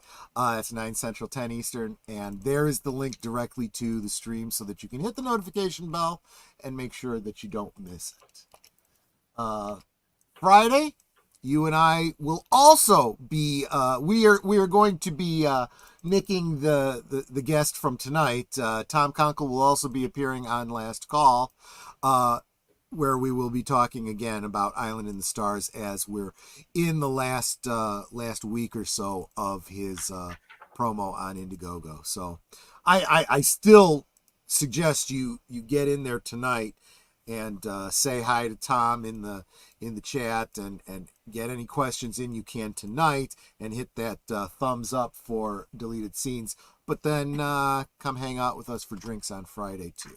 Sounds like a plan. And that brings us around to Saturday over on Big Al Presents. We are now well into the holiday season, so the watch party on Big Al Presents Films with Friends. We're going to do the Time Warp again with the Rocky Horror Picture Show from 1975. I will have some stories to share about my history with the film. So will Netter. Have you been to live showings of it? I have not, but Netter, have you been to live showings of Rocky? Oh, yes, I have. She has. So we'll hear more about that on Saturday. I will tell you about how I struggled to get into, because I'm a little younger than Netter, so it was a little bit more difficult for me to, get my Rocky Horror Picture Show on. I'll talk more about that later. All right, sounds like a plan. And that is the week in review. Okay. Sorry about the yawn. Hey, I got him right in the middle of a yawn. Sorry about that. I got to get up early in the morning. So I will talk to you guys next week, but look for me during the week on these other channels as well. So, absolutely. All right. And have a good one. And hopefully the writer's strike being over, the Hollywood will yield some tasty fruit and not the bitter fruit we've been getting, right? Fair enough. I have no idea. That or just check out independent movies like Kids vs. Aliens. That was a good one. All right, y'all have a good night. Bye bye. Take care, everyone. Bye bye.